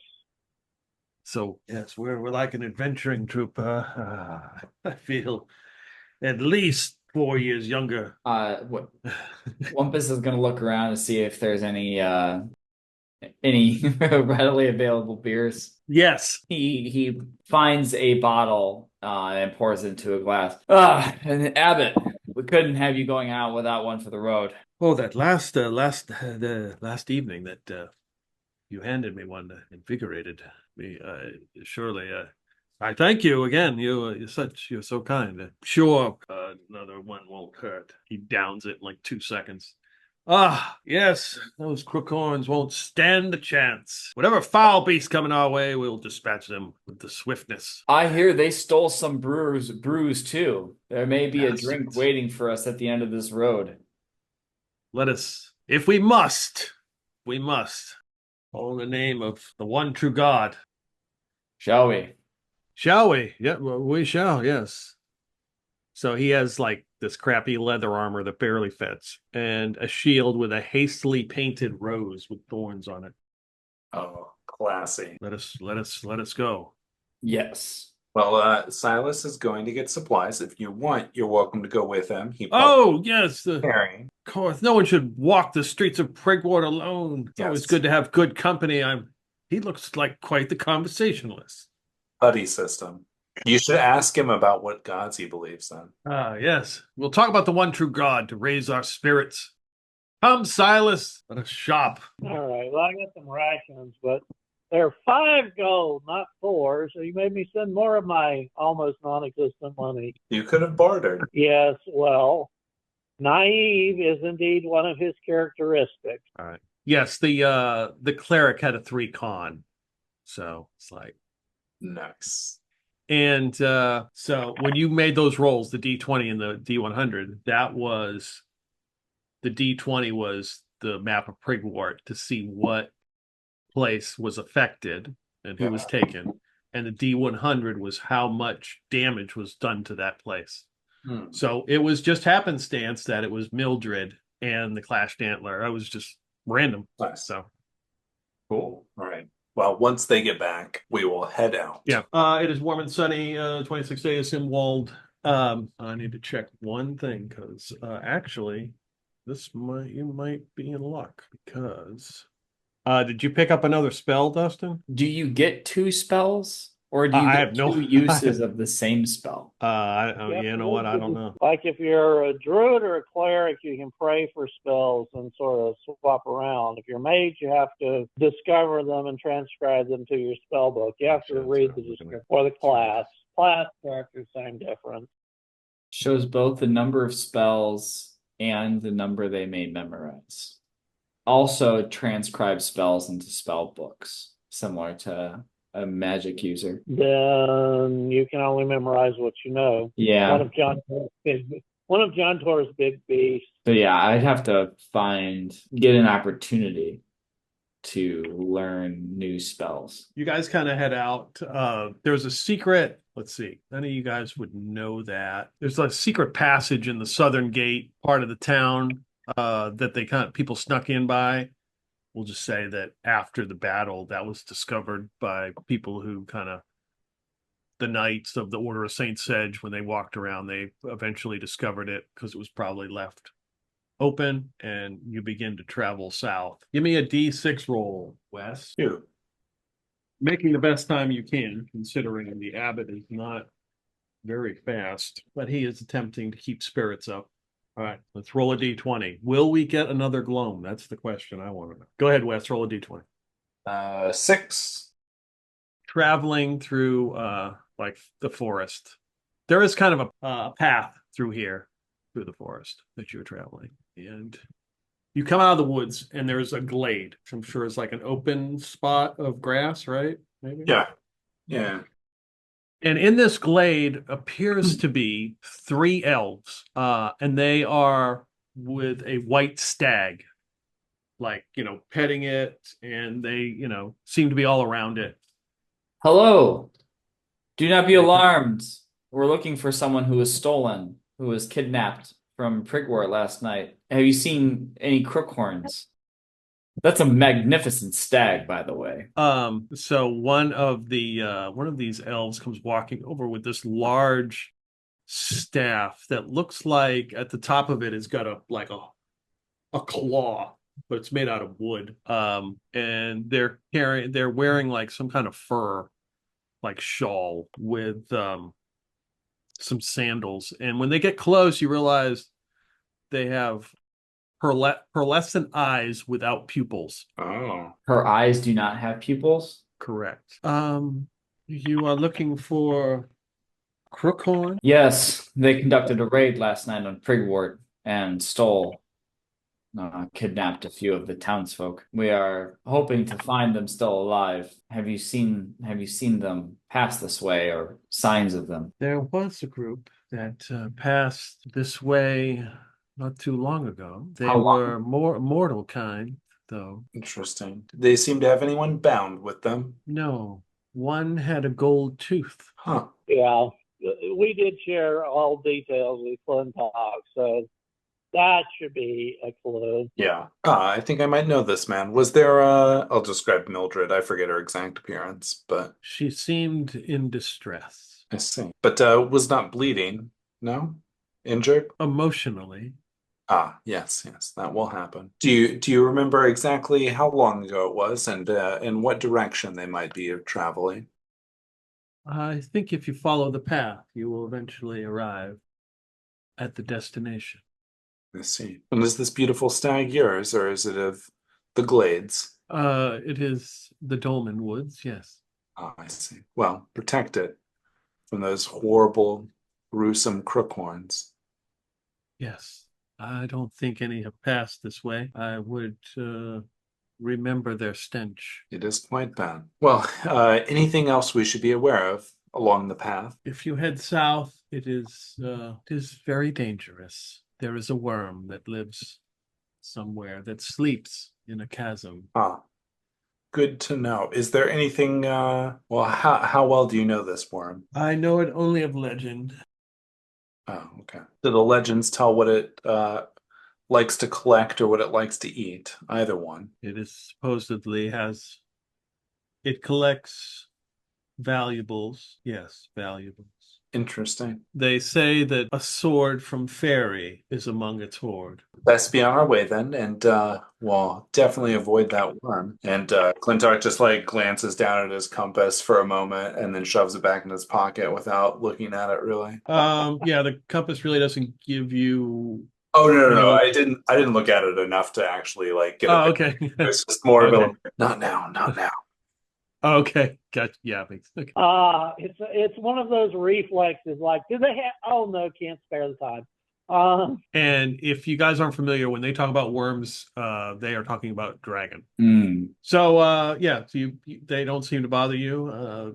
They're very curious, certainly very curious of you, and you leave and back into the woods, and 4 hours have passed as you head through the forest. Dustin, give me a D6 roll. That's a 4. Then roll 2d6. It's a 5 and a 1. 6. Yes. Okay. So you're about 2 hours in traveling through these woods, through this path. The abbot says that he's sweating. We feel that we're close. I may be able to assist to point us into the location of where we need to go. The blessing of St. Keye should help us. Oh, he's got the finder blessing. Interesting. It's not familiar with such a thing. Oh, that's right. You weren't there. So as you're doing that, you hear footsteps of some people walking up the path. Like it's a path that cuts through the woods, and you really can't see. It's thick brush. I will motion to the others to like step off the path and hide, and I'll stand in the middle of the path waiting for whoever to come up. 2 people are headed up the path. One appears to be a human in some kind of leather armor, accompanied by what looks like a woman in leather armor. And they're like, she says, "Are you sure Prigwort is this way?" Yes, I know. It's a couple more hours. Trust me. And this was a shortcut? Yeah, I know. Yeah, it is. It's a shortcut. I'm not lost. Oh, fellow travelers. And he steps back and like draws his sword. He's like, "Oh, my apologies. Startled me there." On your way to Prigwort's, I overheard. Yes. And the woman steps says, "And how much longer is it?" Oh, it's actually not that far from here, really. You should get there pretty soon. Good thing you chose this path. It's quite the shortcut. The long way around would have taken you much longer. He looks at him and then looks at you. Is this some sort of secret pact that you all have? Just admit it. You're lost. You all? Who are you referring to? the male species. Ah, yes, yes. It is an unwritten pact. But I would like to let you know that Prigwort, when you arrive, I don't want to alarm you. They were attacked last night, so you might see the town in a bit of disarray and a little bit unhelpful, probably not necessarily wanting guests, but if you give them my name, Lord Clintok, Lord Clintok. tell them you met me on the road, I'm sure they would be happy to let you in and stay. But do you mind me asking, in return, where you're heading from? We're coming from the woodcutters camp to the south. And why make the trip to Prigwort's? Well, we wish to hopefully find employment there, and well, it's supposed to. That's where all the good brews come from, and They are not wrong. They are delicious. Wampus Yes. Slee is the name, and helping you is my game. This is my associate, Wampus. He's harmless, but he can recommend you a good brew. Yes. We're hoping to get employment with maybe one of the brew houses, maybe as security or as workers or something. Can't go wrong with Og's body. Body. Okay. The man's so jittery he'll just jump for an opportunity to have help around the house. But there are many brewers to choose from. If you enjoy quality, then stay away from Hogel. Wackalicky. House Wackalicky, but yeah. Oh, you're slandering Hogel. Wow. Okay. Okay, good. That's yes. Pretty sure I was almost poisoned by one of his brews. And not in the good way. I'm sure you'll find employment, or at least a nice brew. But we'd really rather be on our way. You haven't happened to have crossed paths with anyone, have you? We know there was some there was a group that was resting. Do you know how far? We ran across them about an hour ago. They were back into the woods. We didn't want to disturb them. Yes. One had a gold tooth. Yeah, I did notice that from the sun glint off his teeth. Yes, they were the advance party. Glad to see that they've found a place to camp. Oh, Do you happen to know how many were with them? I think there was 3 and 4. They looked like a woman was with them. An older woman. Yes, she had important information they were delivering. Well, we best be on our way. Yes. Well, we thank you for your help and your kind words, and we will hopefully see you in Prigwort. I hope to see you too, and maybe you can repay the favor by buying us a drink from whichever brewery you find has the best. Oh, yes, we surely will. Oh, and say hi to the mayor if you happen to run into him. He's probably wearing a gold suit, has horns. Can't miss him. Okay. They seem happy about that. Oh, well, let's get a move on. See, he told us not too far. Are you sure? They start hoofing it up the trail. All right. Let's see. Russell, give me a D6 roll. All righty. 2. D20. 17. Encounter with. You're walking through this tangled forest. Just a small path, just a footpath, enough that you would walk single file. And another 2 hours pass. And you notice that there is a small clearing that goes down like an embankment, and you hear like water, like a stream, and something is in the stream. Like you can hear something stepping in the stream.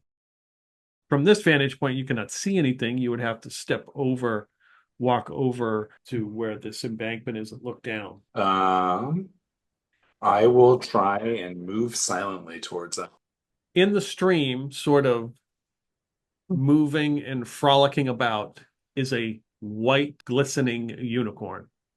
Try and get close, but not approach it from approach it in a way where I'm not going to startle it. Okay. But it's not like something is sneaking up on me to stab me kind of thing. Right. But I don't want the creature to worry about. Mostly it's just as I magically appeared there is what I'm going for. Yeah, considering your background, you're able to do that. You're able to get a little bit closer. You realize that its hooves look like they're made of pearl, and it kind of frolics around in the stream a little bit, playing. The water sort of gives off a effervescent glow almost as it frolics about, Yeah, yeah. and it stops for a minute and kind of sniffs the air and kind of takes a couple steps and vanishes. The abbot behind you is like, was that what I thought it was? Indeed, it was a unicorn. Oh, Have you ever seen one before? as a child, there is a legend that the waters that it bathes in, if you drink it, it will restore your energy. Ah, well, let's put that to the test, shall we? Why don't you drink first? You seem a little bit parched. Oh, yes. And he kind of makes his way down to the stream. You can see like the part of the stream where it's frolicking in kind of has an effervescent glow, and he just kind of like, puts some of the water in. Mhm. Yes, and he takes out a flask, a water skin, and he dumps out his water, and he starts putting the water in it, corks it. We may need this later. This may be useful. This is a good sign. This is the one true God is looking after us, for sure. Well, shall you drink up? Let's see what its restorative power is. So he uncorks it and drinks a little bit. It's definitely refreshing. Well, in that case, and then Clintok does similar with the water skin that he has. Okay. Yeah, he fills his back up. I'll do the same. Drink some there, fill up a water skin. If I take a sip, do I feel anything immediately? I mean, it does. It certainly, I won't say gives you a jolt, but it definitely tastes really good. It definitely has a certain effect to it. I've had good water before. I'm familiar with the weird nebulous, like, this is good water. Yeah. See, even random encounters can be good. This is true. Although I didn't get to pet a unicorn, so How about I'm sorry. it's okay. You have that encounter. Do you all collect water? Does Wampus collect water from this strange yes, he part of the does. stream? Okay, very good. Yeah, I was asking if it was warm. Oh, No, it's cool. It's very cool. Okay. I didn't want it to be like be magically delicious and It's got unicorn pee in it. yeah, that's the secret ingredient. Yeah. turns out unicorn pee, effervescent. Yep. So the abbot says, do you want me to invoke the miracle of Saint Keye, the chronicler? It may be able to it cannot, that's right. He says, I cannot locate her personally, but if there's a specific object or something that she would have, maybe that she was wearing, or Right. What about a gold tooth? Could you find one of those? oh, yes, brilliant. Ha! Now there's a smart maneuver. So he says the miracle of Saint Keye, the chronicler, and he's just looking off, and he's like, oh, I guess it's this way, and he starts leading you down the path. He's all in a hurry, like, moving fast. Yeah.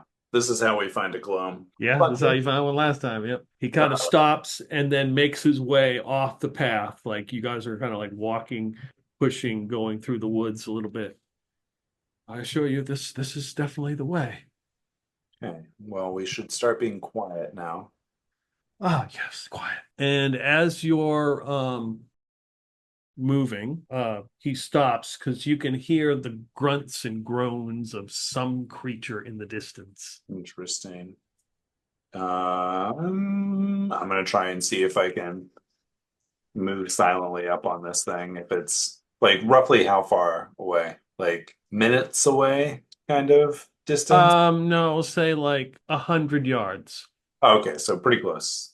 Yeah, enough where I could reasonably try and sneak up on it. Yeah, is that enough? Hey, what do you know? Just under. So you begin to move through this brush and through these trees, and sort of kind of in the distance, you can see a large figure, you would guess it's probably one of those ogres in a very small clearing. And you can definitely smell a fire, like something burning. And the abbot is trying to get your attention.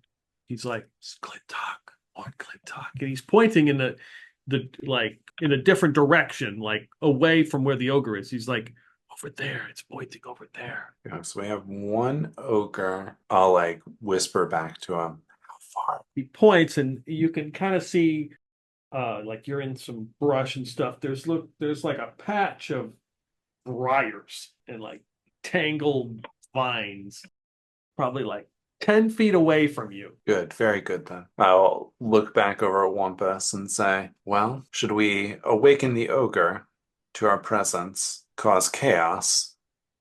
Should we try and do something a little more stealthy as far as recovering our lost friend? Do we see the ogre in the ogre's encampment? Do we see? Clintok can see. It's sort of it's a small clearing. He can see what he would guess would be an ogre. It's big enough. Yeah, I mean, I guess You would have to move up to his location. Gotcha. You're telling me that the tooth is pointing a different direction, right? Correct. That is correct. Well, does the ogre look like they have Mildred? No, I think the ogre is just by itself. Shouldn't we go after the girl then? She's supposed to have a gold tooth? No. One of the people traveling traveling with her has the gold tooth, but I wondered if we make a ruckus, the ogre is probably going to go investigate. I was just wondering if you thought we could do this quietly enough where if we don't disturb the ogre, still make off with our quarry, so to speak, or knowing that we will probably likely engage the ogre, that we might try and use the ogre to our advantage. Oh, you're trying to be tricky. How would we use the ogre to our advantage? Well, they're dumb, so we could probably convince it to do what we want. Or we could just make it aware of our friends over there and hopefully manage to make off with Mildred in the chaos. I see no way in which that could go wrong, so we should do it. Sounds good. I'll say, just point me in the direction, and I'll see if I can sneak up on them and just watch for the signs. Trust me, it will be obvious. So who are you sneaking up on? I'm going to try and sneak up on the location nearby, like the briar patch where. Okay. Yeah, it's like yes. Yeah, you don't you don't need to roll again. You rolled. I mean, you're like 10 feet away from this thing. Sure. And you it's briars, so you're like, oh shit, that's out. And you step up and you stop, and there is a large, lack of a better word, chasm right in front of you that looks pitch black down there, and there's a rope that has been affixed to some roots or whatever on the side here that lead down. Okay. The rope goes down. You hear some yelling over where the ogre is. It sounds like there's two of them. One is berating the other. Oh, great. All right. I'm gonna scale sheer surfaces or whatever it is. Climb sheer surfaces. All right. Easily made it under that, and go down the rope, or go down by the rope, but not. Yeah. So I come down. So it's kind of an opening. Mm-hmm. It kind of opens up a little bit like this, but it's not very big, and you could climb down. You see the rope down. You go down 60 feet. Okay, good to know. You get to the bottom, and you look ahead, and you can see that a little bit of light ahead of you. It looks like a couple figures walking what looks like a cave. So kind of it comes down again and then opens up into like a cave, and you can see that there are at least two figures, maybe three, walking in this cave. They've got a light, a lantern that they're kind of shielding, so it's not like crazy, just enough. Right. But other than that, it's pitch black. I mean, you can just, it's, basically rock and stone down here. So I'm gonna go ahead and climb back up now that I have enough Okay. points down there and get back to the group.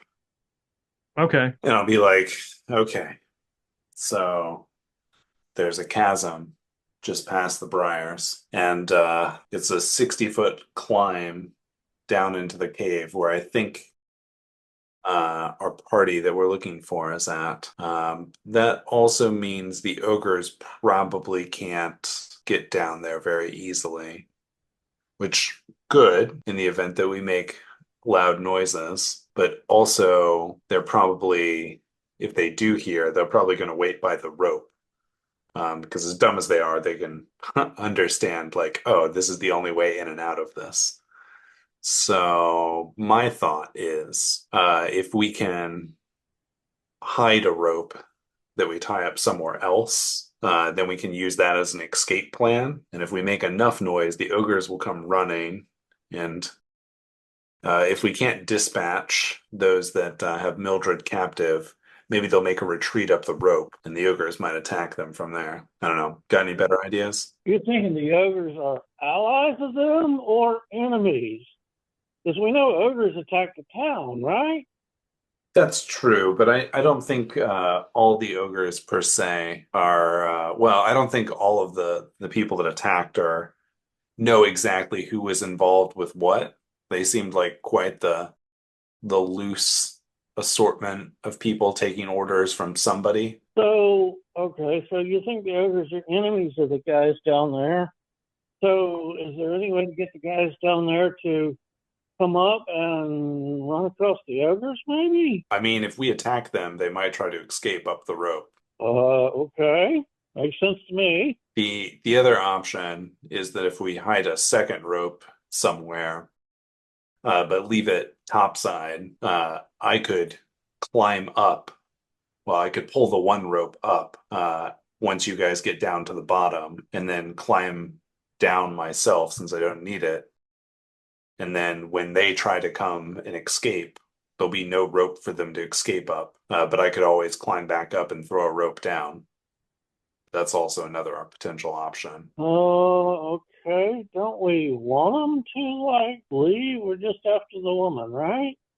Sure. So, This is more of like if we think we can take them kind of thing, then we can leave them with nowhere else to go and nowhere to hide.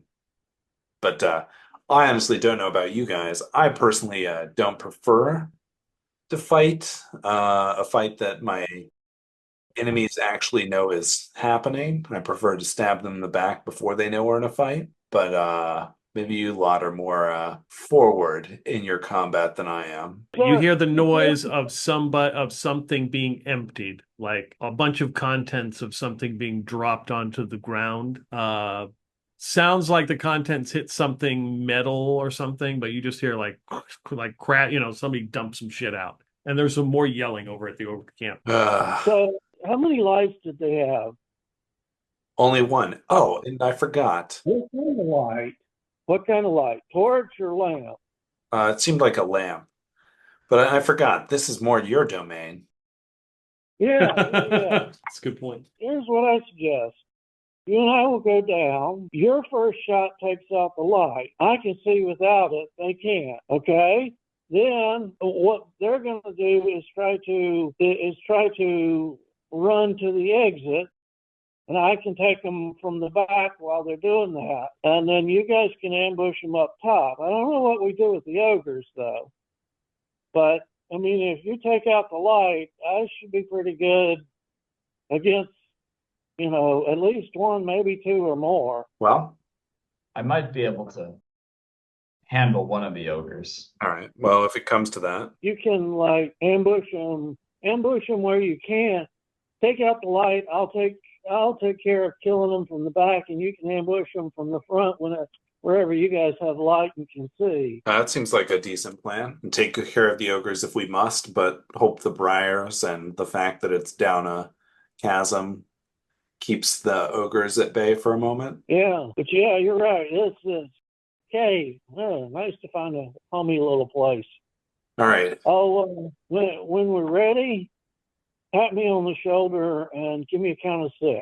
Sounds good. Wampus and forget his name. What is the Abbott. Abbott? Abbott, why don't you stay topside? Things get too crazy. Well, try and stay alive. Yes, yeah, of course. Well, I'm best Careful. at. And I will just scale sheer surfaces down away from the rope, and then I assume Silas needs to climb the rope. Yeah, I'll have to. I don't have any special climbing abilities. I will have to climb down the rope. All right, so give me a percentage roll. Okay. Yeah, no problem. Yeah. And once I get underground, I have a 3 in 6 chance of moving silently. Oh, nice. So you're gonna take your time climbing down the rope, Silas? Yeah. Okay. I mean, we don't have any reason to rush, do we? No, probably as silently as you can manage is good. Yeah, it's climbing down a rope. We're not in combat. I got no reason to hurry. I will take my time and, Okay. not drop the bus. All right. Once I get there, once I get down there, I will settle. I will creep over. Do I creep over?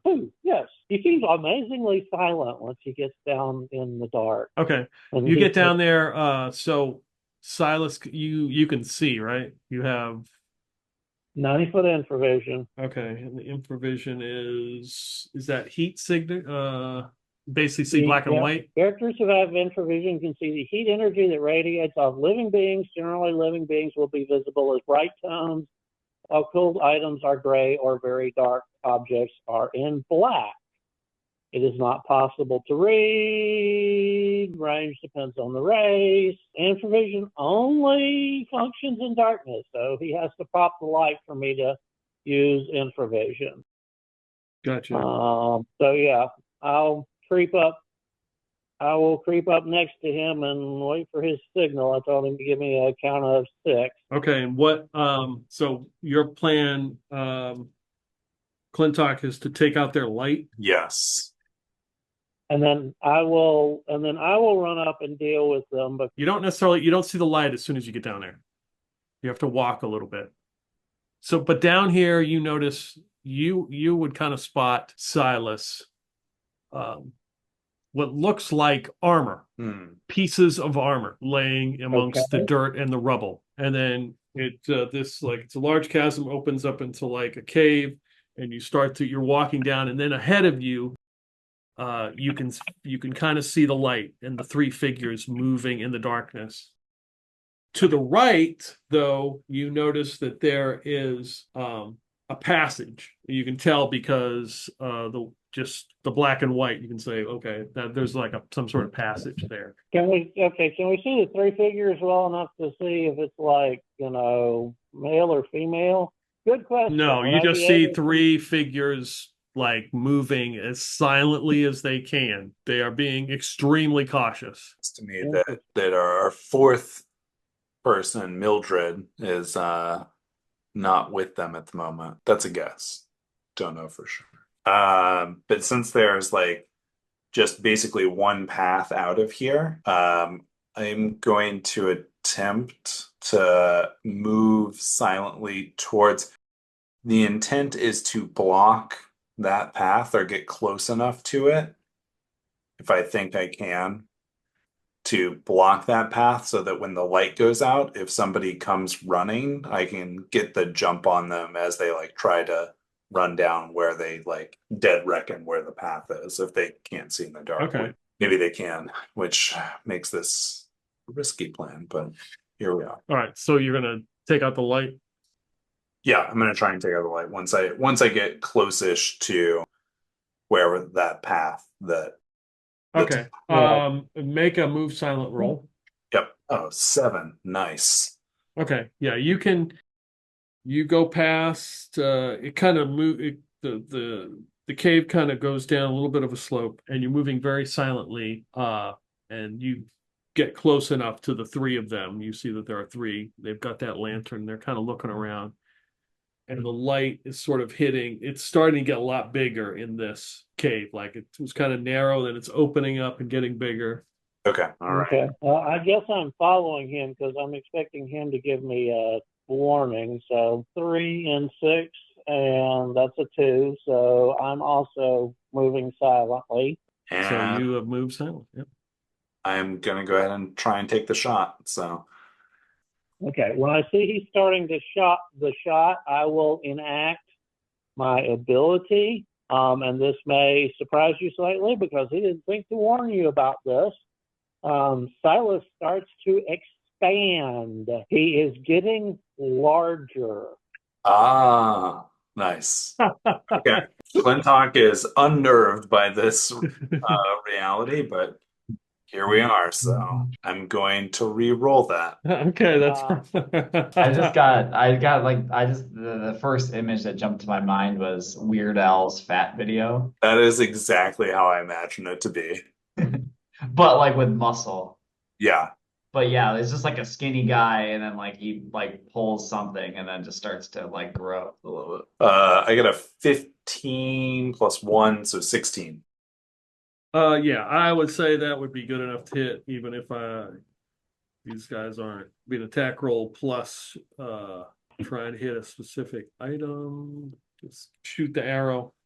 It knocks the lantern out and goes out. You see Okay. them kind of scramble. I'm going to run up and engage them. Okay, guess we are rolling initiative. I can go first. 4. All right, I rolled a 4. You're up first. I am going to draw my dagger and ready that if one of them comes running close enough to stab, that I can stab them in the dark, hopefully, but with less likelihood since I can't see shit. Yeah, that's always an interesting question. You know, is it equal because you're both in the dark, or is it just a bunch of flailing around? All right. Well, I'm going to run up to the side and pick one of the bastards and take a swing at them.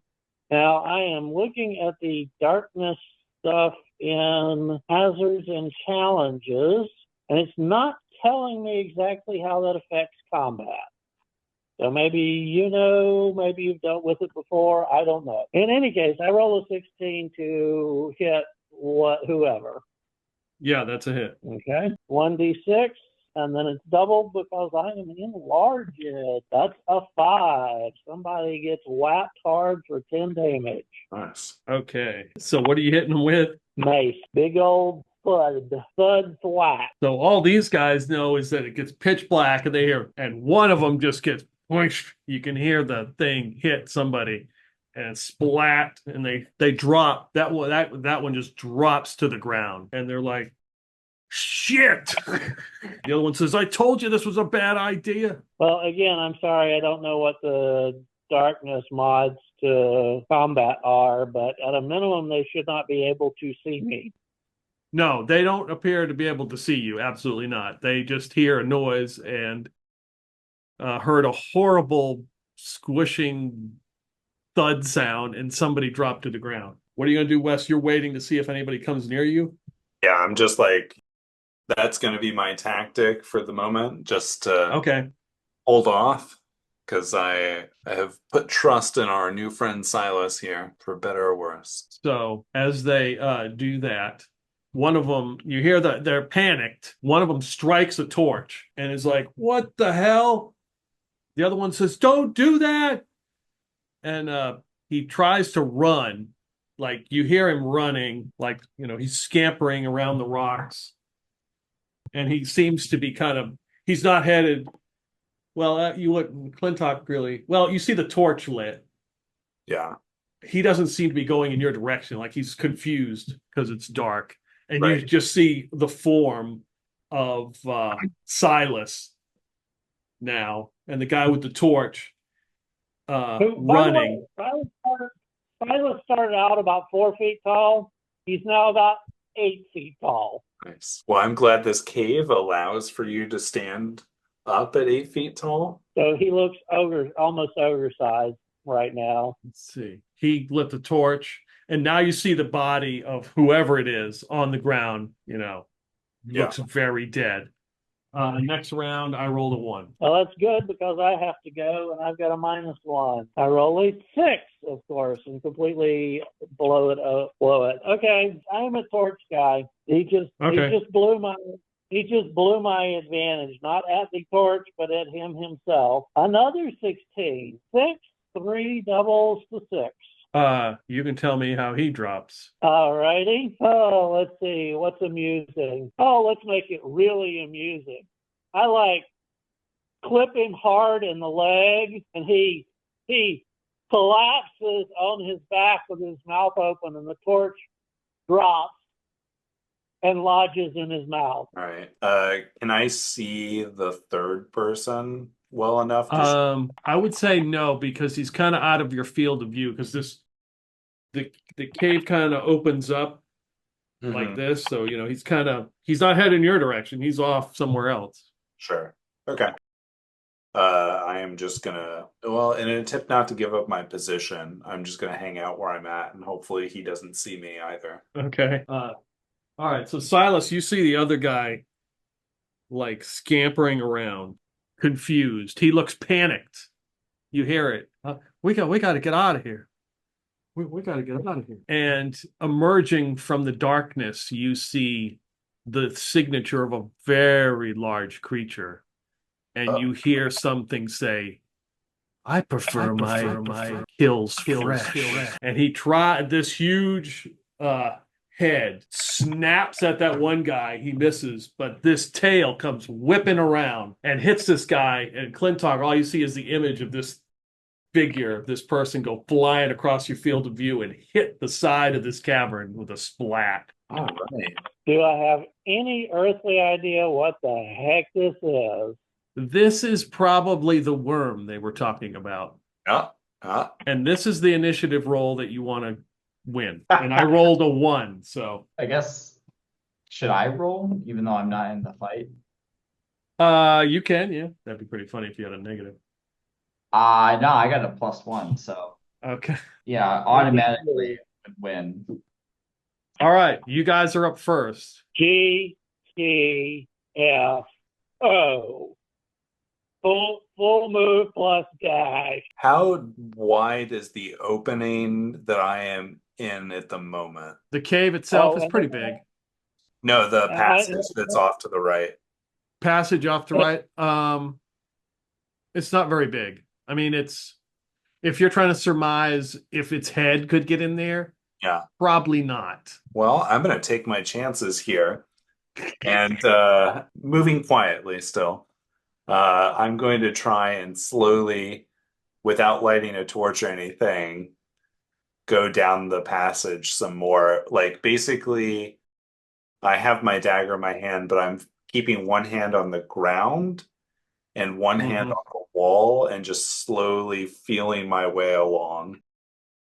Okay. I am going to not try and engage the Wyrm, but maybe, just maybe, I might find something interesting down this way. Or not, but we'll find out. So, do you want me to roll percentile for move silently? Yes, because technically you can't see this thing, right? Yeah, I could hear it. Yeah. 32. I think that is under. Yes, it is. All right. Moving very, very quietly, as much as I possibly can. Okay. So since Silas could actually see this thing, I know you turned and ran. Oh yeah, there is no way in heck I'm sticking around for this. All right, give me a save versus paralysis. Me? Yeah. Frickin' hell. Haven't rolled yet. I'm looking up my paralysis rolls right now. Should be. I think it's. Bad. No, yeah. It's a 10. I mean, it's a 10. And I rolled an 18. Okay. You're not feared by it. You just start hauling ass. And notice that if it helps Clintok in any way, I am making noise because he hears the pitter-patter of my little feet headed straight for that exit. Okay. Yeah, I would say you can run out there and pretty much get to the rope on this round. You hear crunching noises, and we will go to the next round, which I rolled another one. What is all these friggin' ones? This payback for all those times you just like critted us 12 times in a row. Yeah. 4. All right, you're up first. So Clintok, you hear a horrible crunching noise down here. Down where I'm heading towards? No, in the back in the passage. Oh, okay. Good. I'm just trying to keep track of horrible things in this cavern. Okay. I'm gonna keep trying to go along my way. Okay. Give me a D6 roll. Yep, 3. Okay. Yeah, you are moving along the floor. Silas, if you run, as you're running, you turn, you see Clintok, you see his figure moving along the floor like he's trying to find the passage because it's pitch darkness down here. I guess you would be standing in a little bit of light. Oh, well, no, it's dark. Well, I've known this guy for less than a day, and he's very generous. He's very generous with his money. I figure that the reason Dwerger survives is they don't stick around to be dragon munchies. So, nope, sorry, off the rope.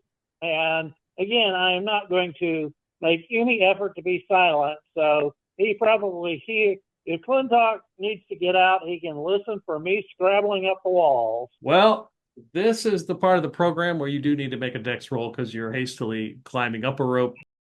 As Dustin is very familiar with ropes and dex rolls. It's only 60 feet. You can get just high enough so that it's a fatal fall. I'm a first level character. 5 hit points, which is better than a lot of them, but I'm a first level character. I rolled a 7, I have a 7. Well, it is roll under. It is roll under. Yes.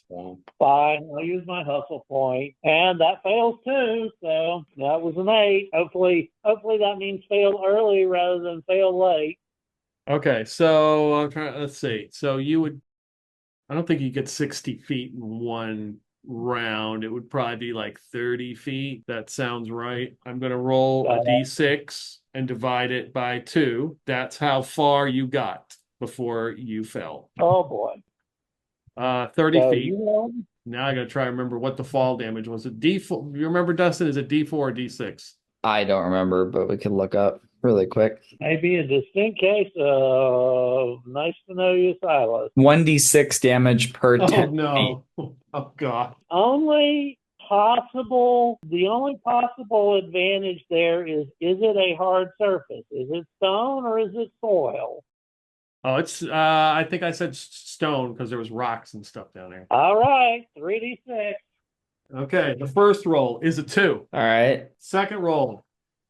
You're gonna drag this out, and that's out. That's it. I'm at -2. Clintok, you hear a thud. I am still gonna keep going down the passage. All right, you're still going to try to find the passage to go down it. Yep. Okay, because it is pitch black. You do hear a thud. I'll roll initiative. I rolled a 5. All right. Is Silas out from rolling initiative? Yes, he is out. Yeah. I also rolled a 5. All right, you're up first. All right.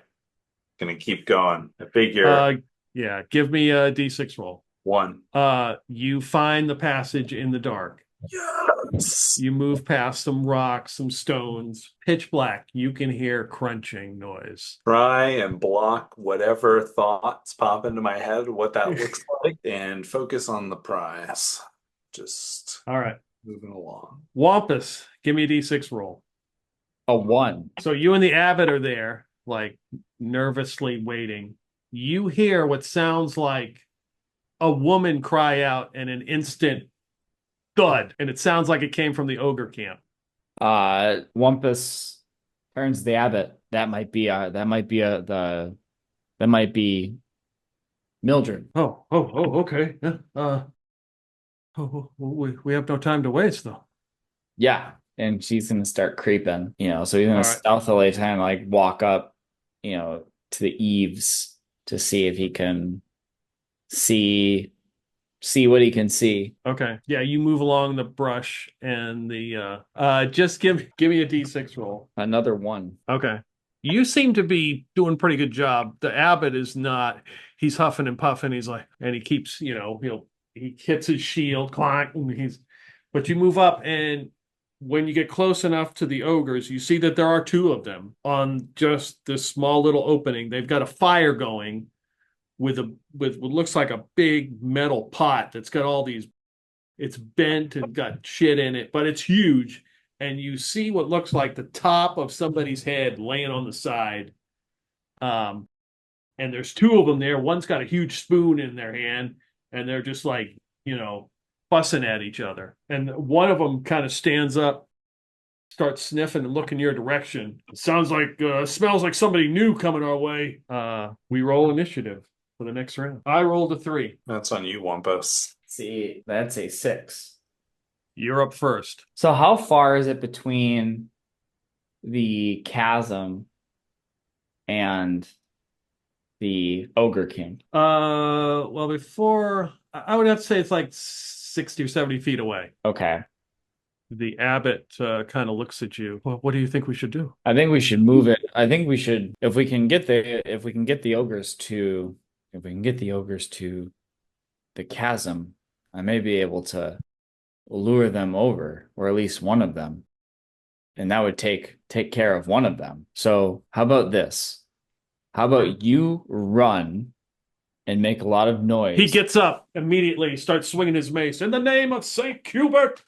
And he starts running towards the chasm, running as fast as he can. And one of the ogres goes, more food! And he starts running after him. And Wampus will also move in that direction.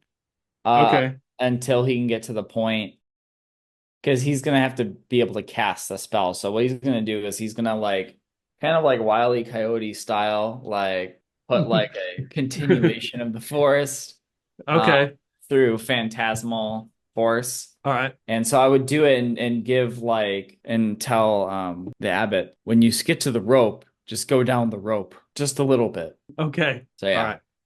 It's far enough away that I don't think it could do it in this turn. So okay, yeah, but that's okay. That's your plan. Yeah. Clintok. I am going to uninterestingly continue down one hand on the wall, one hand on the floor, moving down the passage. Find you're on I guess it would call it a plinth. It's like a smooth surface. You're like, what the hell? And your hands are on coins. Like you can tell that they're coins. And then if you move your hand up, it's like you realize it's a casket. Okay. Well, at this point, how far down the passage? You're probably down 20 feet. All right, I like these odds well enough. I'm gonna light a candle and kind of hide it as much as possible so that I can hopefully see what I'm looking at. There's about 20 platinum pieces strewn about this casket that is closed. You realize if you take a close look at it, it looks like it's made of pure ivory. Holy moly. All right. Wow. Collect me 20 platinum pieces. Thank you very much. And that's all that's roughly how big is this room with this casket? Yeah, you can just barely get around the casket. So okay. Look at my compass. It goes towards gems, right? Yep. It leads back out into the main cave. Okay. Clintok is rifling through all of his thoughts about what can be in caskets, both good and bad. And he thinks of the reality that the chasm that he's going to have to wander back out has a Wyrm in it that presumably see in the dark, maybe, question mark. And that he doesn't have great odds down here now. So he thinks to himself, well, I potentially die to the Wyrm, or I potentially die to whatever weird thing is in this casket. I'll take the casket. And he begins to try and pry open the casket. All right. Okay, you're doing that. You hear some more crunching noise. Well, I hope I can make it back to Silas in a reasonable amount of time. Well, it wasn't a 2. I actually rolled another 1. Yeah. So that's the new initiative. You guys are up. I think I just rolled, right? Yeah, so be Clintok. Oh, yeah. No. Or You guys are up. So, yeah, the abbot is running towards the chasm. The ogre is one of the ogres is all excited because that's a big fat meal that he's going to have today. And Wampus is going to let's see. The range is to actually 240 feet. Holy, yeah. So you easily could do that. Yeah, that I gotta just I guess I didn't have to even go there, but Yeah, because I am seeing, oh, look, the trick worked. The ogre stepped in the hole, and ogre-sized body comes down. I'm just seeing that happen. Yeah. Are you just going to wait for like the abbot? So I guess what I'm asking is, once you see the abbot go, then you're going to put up the illusion, or are you going to put up the illusion before the abbot? I'm gonna wait once the abbot goes, because All right. once you touch the illusion, it breaks. Okay, so I'm going to roll for the abbot because this is going to be difficult. He's running and then trying to stop and kind of like get on the rope. So he's got to do the same thing that Silas had to do. Okay. And yes, he is statted out. And look at that roll. I don't know how the abbot rolled a 2, but apparently His training has been paying off. That's he how. just like slips and just like somehow Well, I he can't just roll. like it looks pretty. He just kind of vanishes from sight. Mhm. And then Wampus and needing together the illusion, which is just kind of like it almost looks like the forest itself is like weaving its way into this Okay. kind of panorama. All right, and he's got to make a save versus spells. Yeah, I think so. All right, here we go. I rolled a 9. He had to roll a lot higher than that. So first for Wampus, you see this ogre running. He just runs straight through it. Like, and the illusion disappears as you see the ogre just vanish from sight. And Clintok, you would hear what sounds like a shield, something metal hit the bottom of the chasm. Bang, and then you hear a boom with a huge thud. All Does right. he hit Mallet on the way down? Not that I want the guy to die, but it's just, it's an ogre falling down a hole. Does he knock the abbot down with him? It depends on how fast the ogre was running, because if he's like running enough that he gets like some speed to go over, like he could, if like the abbot's, if the cliff edge is here and the abbot's like down here, Right. and he could just like run over. Let's see. We'll roll and make another dex roll for the abbot. I will add 4 to his dex because he's on the rope swinging, kind of. He should have a chance to survive this. Look at this. This abbot, he is born to be an adventurer. I love it. The ogre just Unlike my poor character, Outclassed by the abbot. I just get this vision of Silas lying on his back, unconscious and almost dead, and then ogre ass comes down on his face, like, whack! all right. So Wampus is doing this, right? Yep, that was his turn. Clintok, you're attempting to open the casket. Yep. Okay. For better or worse. You see that on the front of it is kind of an angelic choir is carved into the top of this thing. And you manage to kind of like push this thing open. There's some rags in here, but there is a vial of some kind of blue liquid and a map. Oh. Okay. What does the map look like? It looks like maybe it's probably a map of the Dolmenwood and written in a language you can't read, but it's definitely giving the location of something. Got it. Okay. But not of the cave, so that's good. No.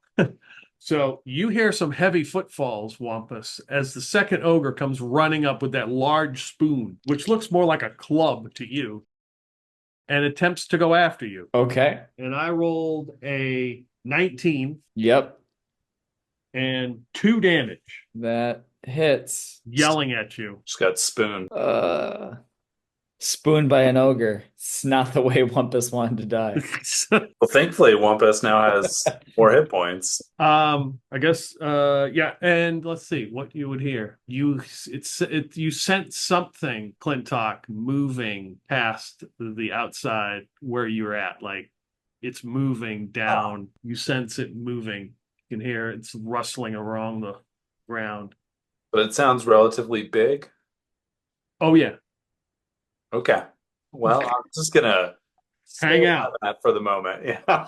All right, I rolled a 6. Your Oh, I turn. also am gonna put out my candle if that. Good idea. All right, I rolled a 6. We're feeding that worm all sorts of stuff.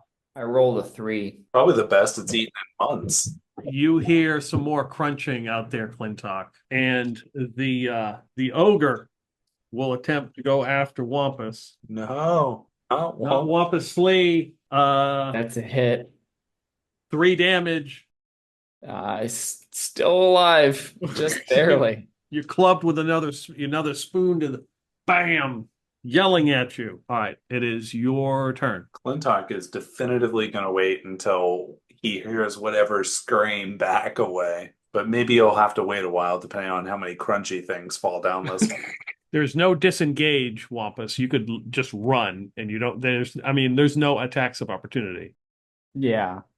I'm trying to think if there's a way that I could like use an illusion here to like get him off. Or like there's ways to get him off the immediate trail, but just to like similar to the other usage. Well, he's gonna run towards camp. Okay, yeah, There towards the ogre camp. yep. And yeah, that's what he's gonna do. And he would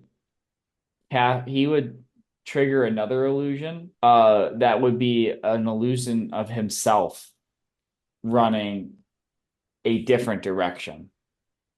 Okay, So Okay. like the ogre would give chase and like go through some bushes and then see kind of Wumpus going off, like to the left or something, like All right. 9 o'clock. And like Gotcha. where the camp is at 12 o'clock. All right, sounds good. The abbot climbs out of the hole, and Nice. pretty much that is probably all he can do. He doesn't have his shield anymore, but No. Name is Sybil Villin, Villin, not Villain, and female half elf. Some of the Okay. better stats I've rolled. 13, That's- 13, 10, 9, 16, and 16, which means they're doomed to faster fail. death. Absolutely, with good stats. Yeah, You happen to hear some sort of commotion going on. There's some sort of fight here in the woods. For some reason, you're traveling through, maybe headed to Prigwort, maybe leaving Prigwort. Who knows? And you come, take a look, and you see what looks like an ogre running about with a large spoon that looks more like a club. okay. You definitely smell something cooking, like a fire. Well, yeah, I know. I know. Get the character into the action, but lone character looking at an ogre. I'm going to be headed in a different direction than the ogre is running. Okay, yeah, there seems to be another So- figure that runs past it, but just to kind of introduce you to the chaos. So is I the will- figure that runs past it human sized or? Yeah. Everybody looks smaller next to the ogre, but yeah, it looks human sized. All right. Well, there's this old I don't have to run faster than the bear tactic. And in this case, I don't have to run faster than the ogre. I just have to run faster than them. So I will start heading their way. Okay. All right, I'm going to roll for the ogre to see if it believes the illusion. It does. And the ogre starts running. Well, let's see. Give me a save versus spells random character that just showed up. All right. Already, save versus spells. Well, that's going to suck. 15 is not a good save. Could be lucky, and that would be no. Okay, so this is what you see as you are standing in kind of these bushes and stuff, kind of peeking through. You see a large form come running in the distance, but you also see that looks like that human is running through the woods as well, and it's chasing it. Oh, well, problem solved. I don't Right. have to run. I don't have to run faster than the person. They are going the other direction. Not necessarily, perpendicular to that particular issue, but it's like, oopsie, sorry. If they're running away, there's no way I'm going to make a hell of a difference in an ogre. So Right. I'm headed the other direction. I'm headed vaguely the other direction. Maybe this way, but not away from ogre and prey. Away from ogre and prey, sorry. Okay. Clintok, you hear more crunching noise. Sounds maybe like some metal at this point. Maybe this is some metal crunching or not. It's the next initiative roll. I rolled another 6. Oh boy. Oh, yes, I'm back to rolling. Who's up? I think it'd be new guy. Oh, new guy. Yep, that would be a no. I rolled a 1. I have +1, but no. No. All right, That's it. so the ogre runs up and will attack the illusion, and it swings and swings right through it and realizes it's fake. Right? If it hits it, it disappears or Yeah. something. Yeah, exactly. It swings. It's right near you, random stranger who came to help, and then it swings and you can there's bushes and trees, and you can see this big form probably like 20 feet away from you, and then it starts sniffing in the air. Clintok, you hear more crunching. You guys are up. Wampus is going to try to make it. He's going to make it back to the ogre camp and Yep. see if he can get check on the woman in the pot. She's still alive. Yeah, she seems to be. She's kind of in a daze a little bit. She has a very strong smell of some sort of animal fat that looks like she's been smeared with, and she is like laying in that pot, and she's got a big knot on the side of her head. Is she conscious? No, right now she is unconscious. How heavy is this pot look? Pretty friggin' heavy. Yeah, it's like too heavy for me to for Wampus to tip it. I'll give you a strength roll. You could probably tip it over, yeah. Okay. That's a 7, so that is a success. Okay, yeah, you just dump this out, and she just kind of rolls out of there. She's wearing her scarlet gown is like covered in some kind of oil and animal fat, and there's various other animal organs or whatever that they were cooking along with this thing come rolling out. There's a horrible smell. Oh, She's just kind of laying on the ground. Wampus is gonna go hide because if she smells if she smells that much, then he can't really bring her away because they'll immediately know where she's at. So Wampus is gonna go and try to hide behind a tree or a rock outcropping or something. Okay, all right. All righty. As for me, I am going to try to, don't have stealth, don't have anything special, just going to try to slowly and carefully move away from the ogre. And since I saw it sniffing, I'm going to try to go in a direction that would put me downwind rather than upwind. Okay, that sounds good. You can do that. Clintok, you've investigated this casket. That's all that's in there. Yeah, I am gonna hold out until I hear this thing that is horrible and terrible and will absolutely kill me. Hopefully wander back deeper into the cavern. Hey, can it even eat a whole ogre at one sitting? I don't know. If I hear the sound of it dragging back something large, we'll have an answer. There was a brief thought I had. It was like, well, if this thing is distracted eating, maybe I can go deeper into No. No, we're gonna push our luck too much. Oh, wait, the abbot stood up. So the abbot, it would make sense that he probably would not have a weapon, because if I'll tell you what, I'm going to make another dex roll. I should make a dex roll. Let me make a D6 roll. If I roll a 1 or a 3, the mace dropped right before the hole and didn't fall in. 4 to 6, it fell in the hole. 2, it's this guy. So he gets up out of the hole. He reaches, grabs his mace. He wants to be an adventurer. He pushes his way through the brush, and he's going to attack the ogre.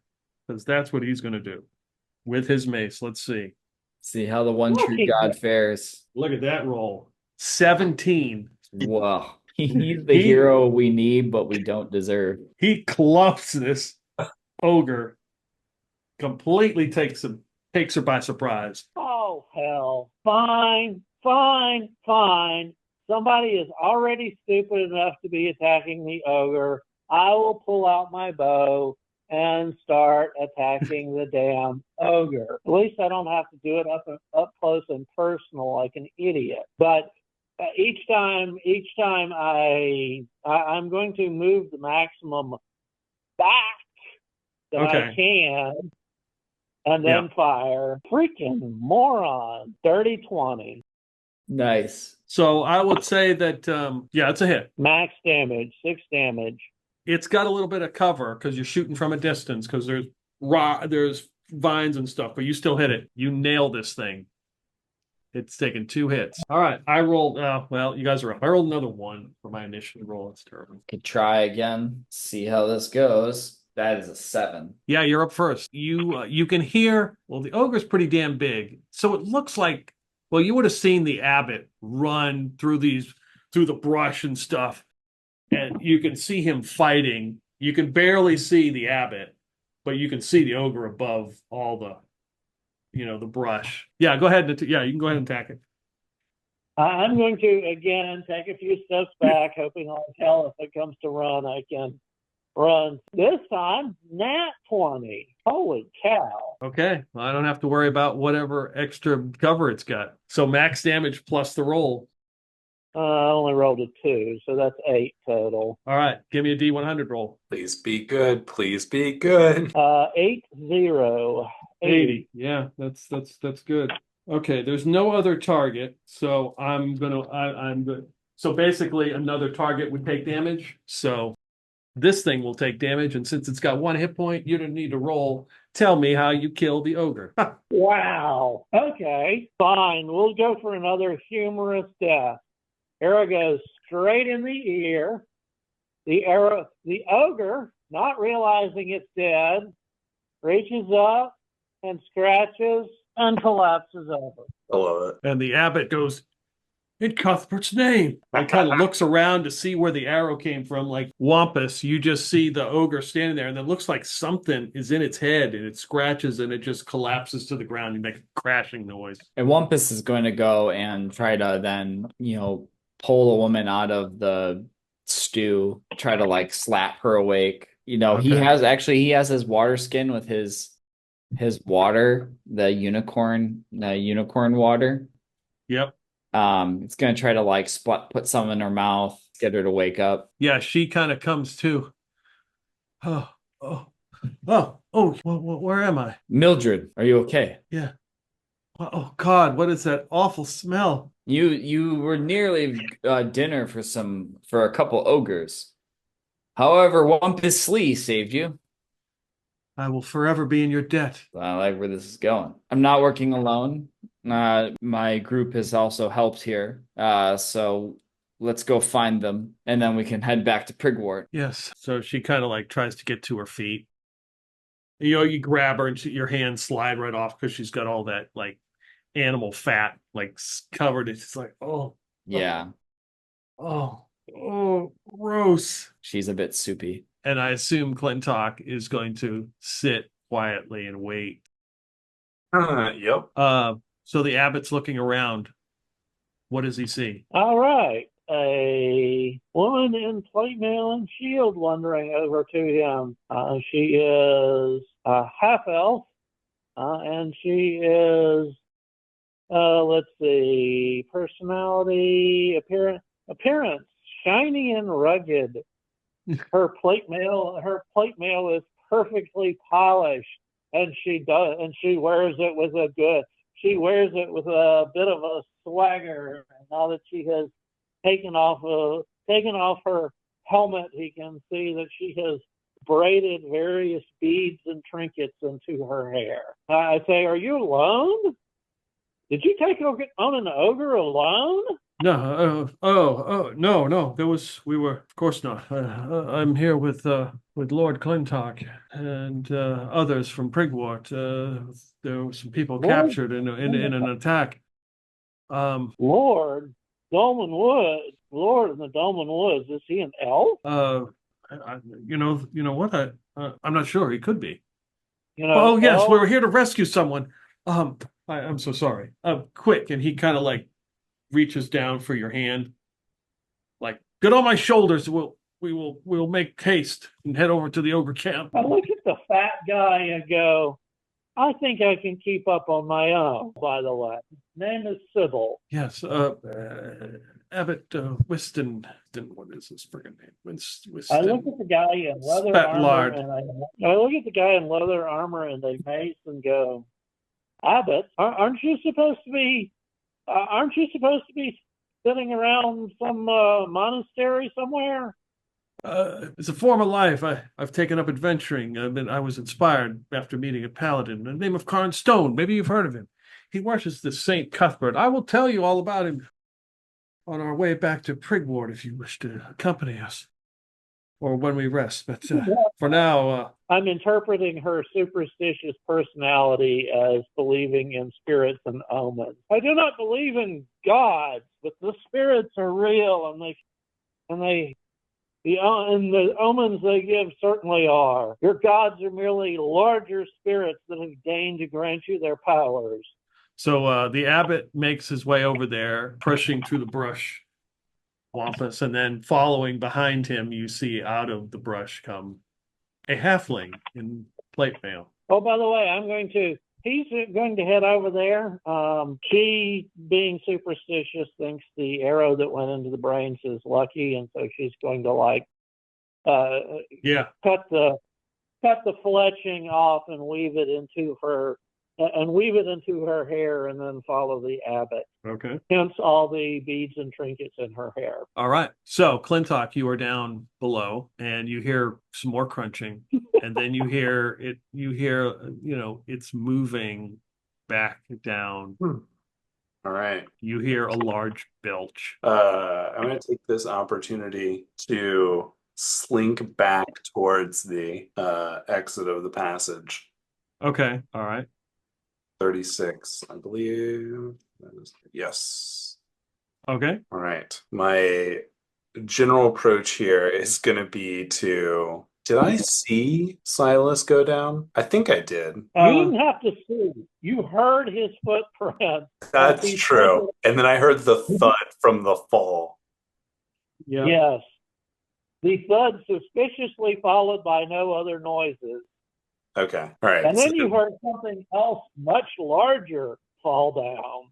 Yeah. So my general approach is going to be to just as soon as I find a surface that goes straight up that I can climb, I'm just gonna climb. Okay. So give me climb to your surfaces.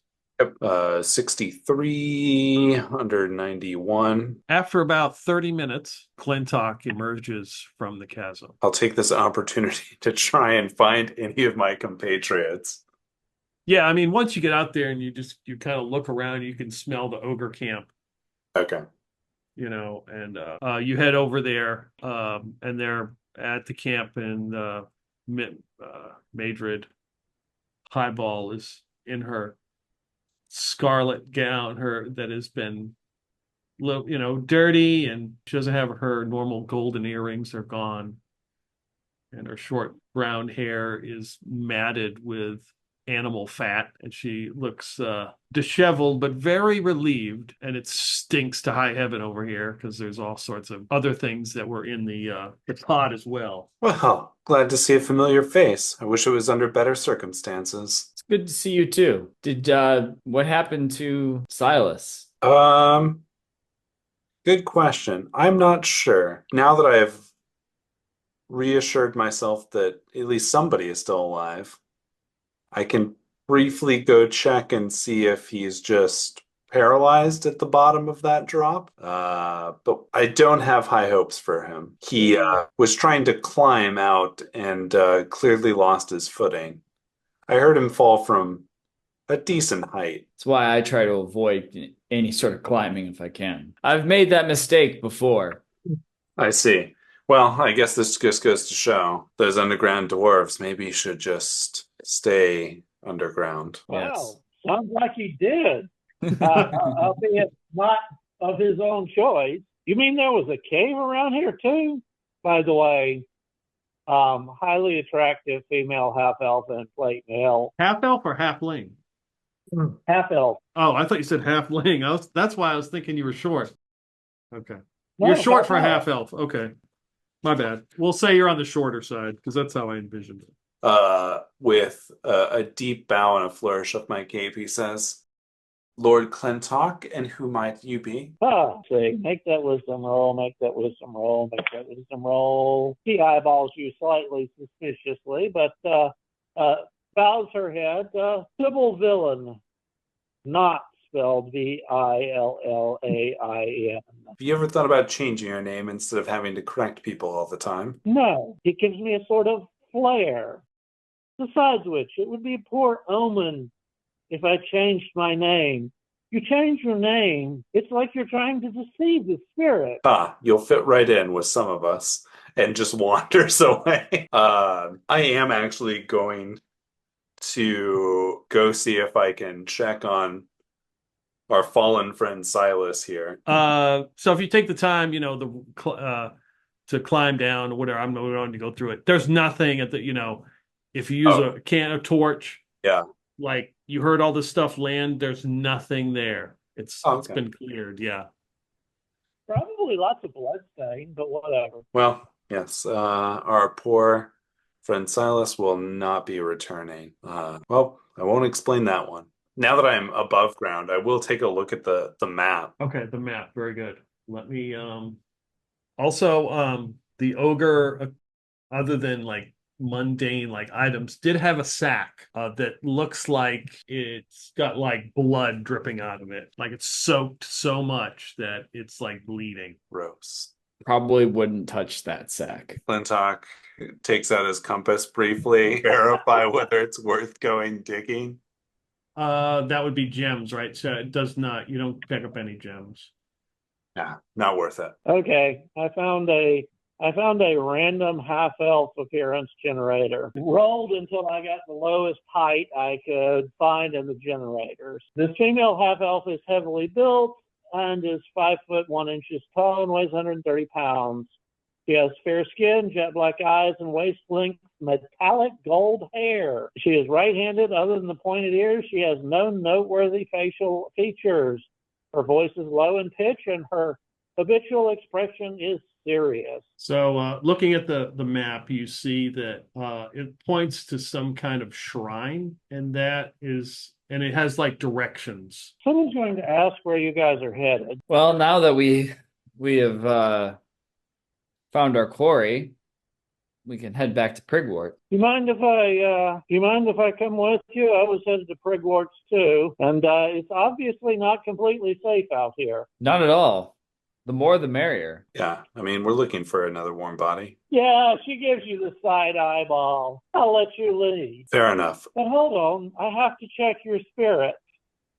And she wanders up and is going to sort of wave her hand in front of your forehead for a minute or two, unless you stop her for some reason. Go ahead and let her. I'm interested to see what her result is. I'm going to use the character generator to pop a random demeanor and see what she says you are. The spirits say you are a proud one and arrogant at it.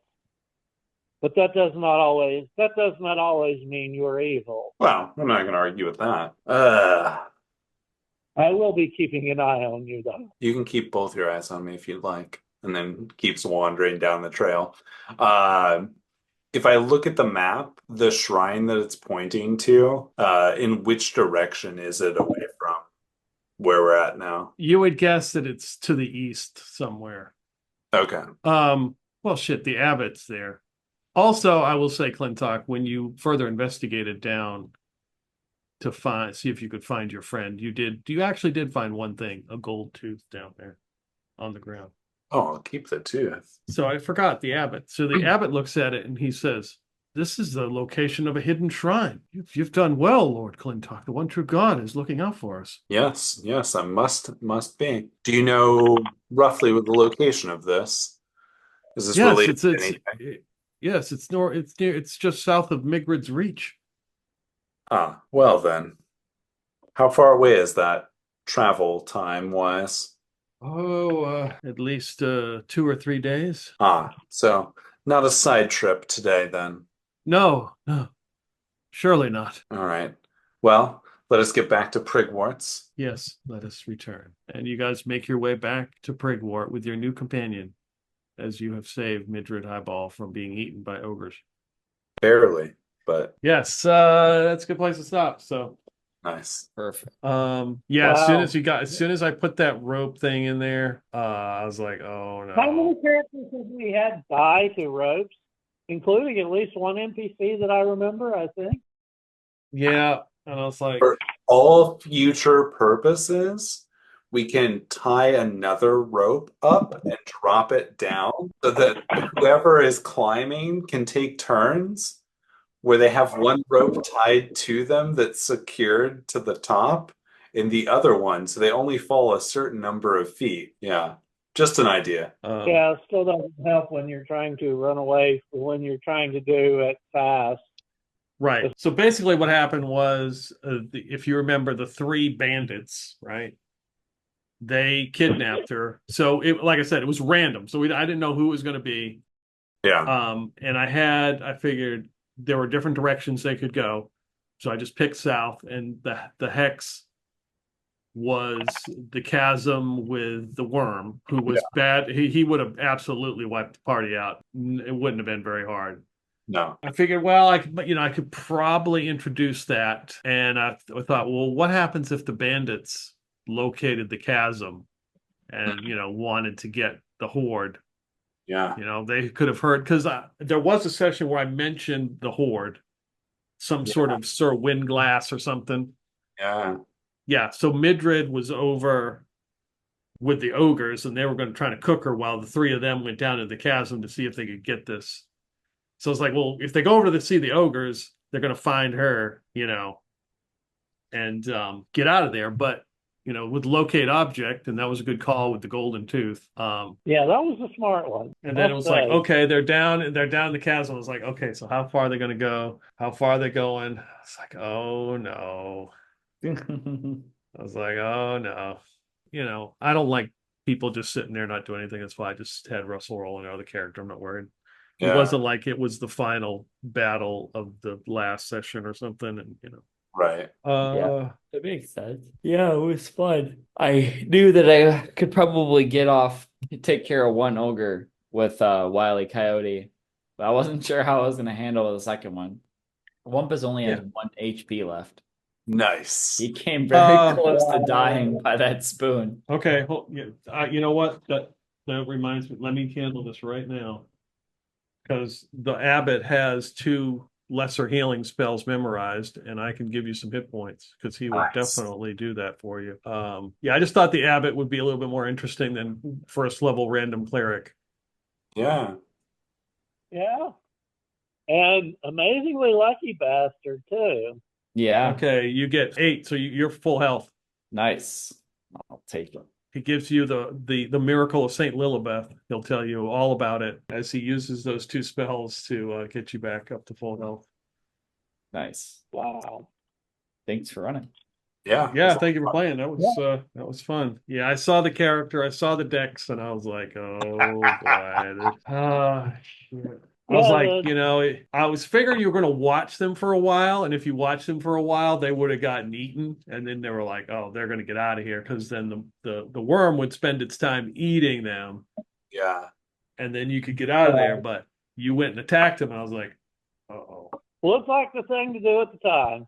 Right, Yeah. right. No, that's not a right or wrong answer. It was, you played it like it should be. It wasn't like, it was fine. Yeah, and I think the tactics turned out to be really good. Get him in the dark and then hit him with the guy who can hit him in the dark. I mean, that was it was good tactics. It was bad choice of location, that's for damn sure. Yeah. Every one of your characters is going to invest in some sort of pickaxe or like climbing axe from now on. I did put iron pitons and rope in this newest character's backpack. Yes, that doesn't help that does not help when you're in a hurry, unfortunately. Yeah. Fortunately, rolled some good money, so I got her best armor plus shield plus weapons plus plus rations and bedroll and iron spikes and water skins and rope and really good money roll on this one.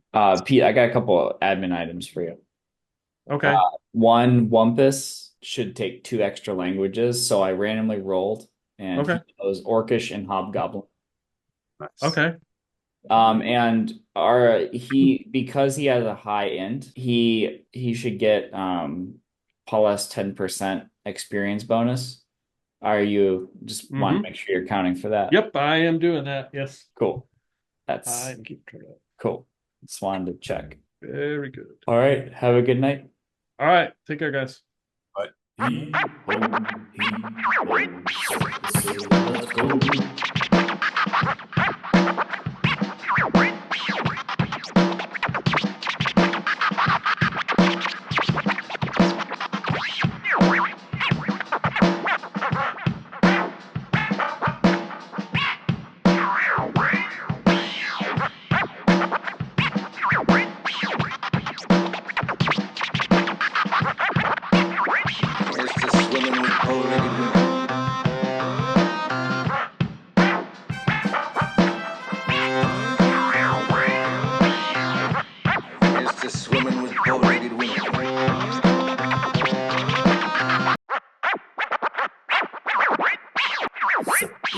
Let's go.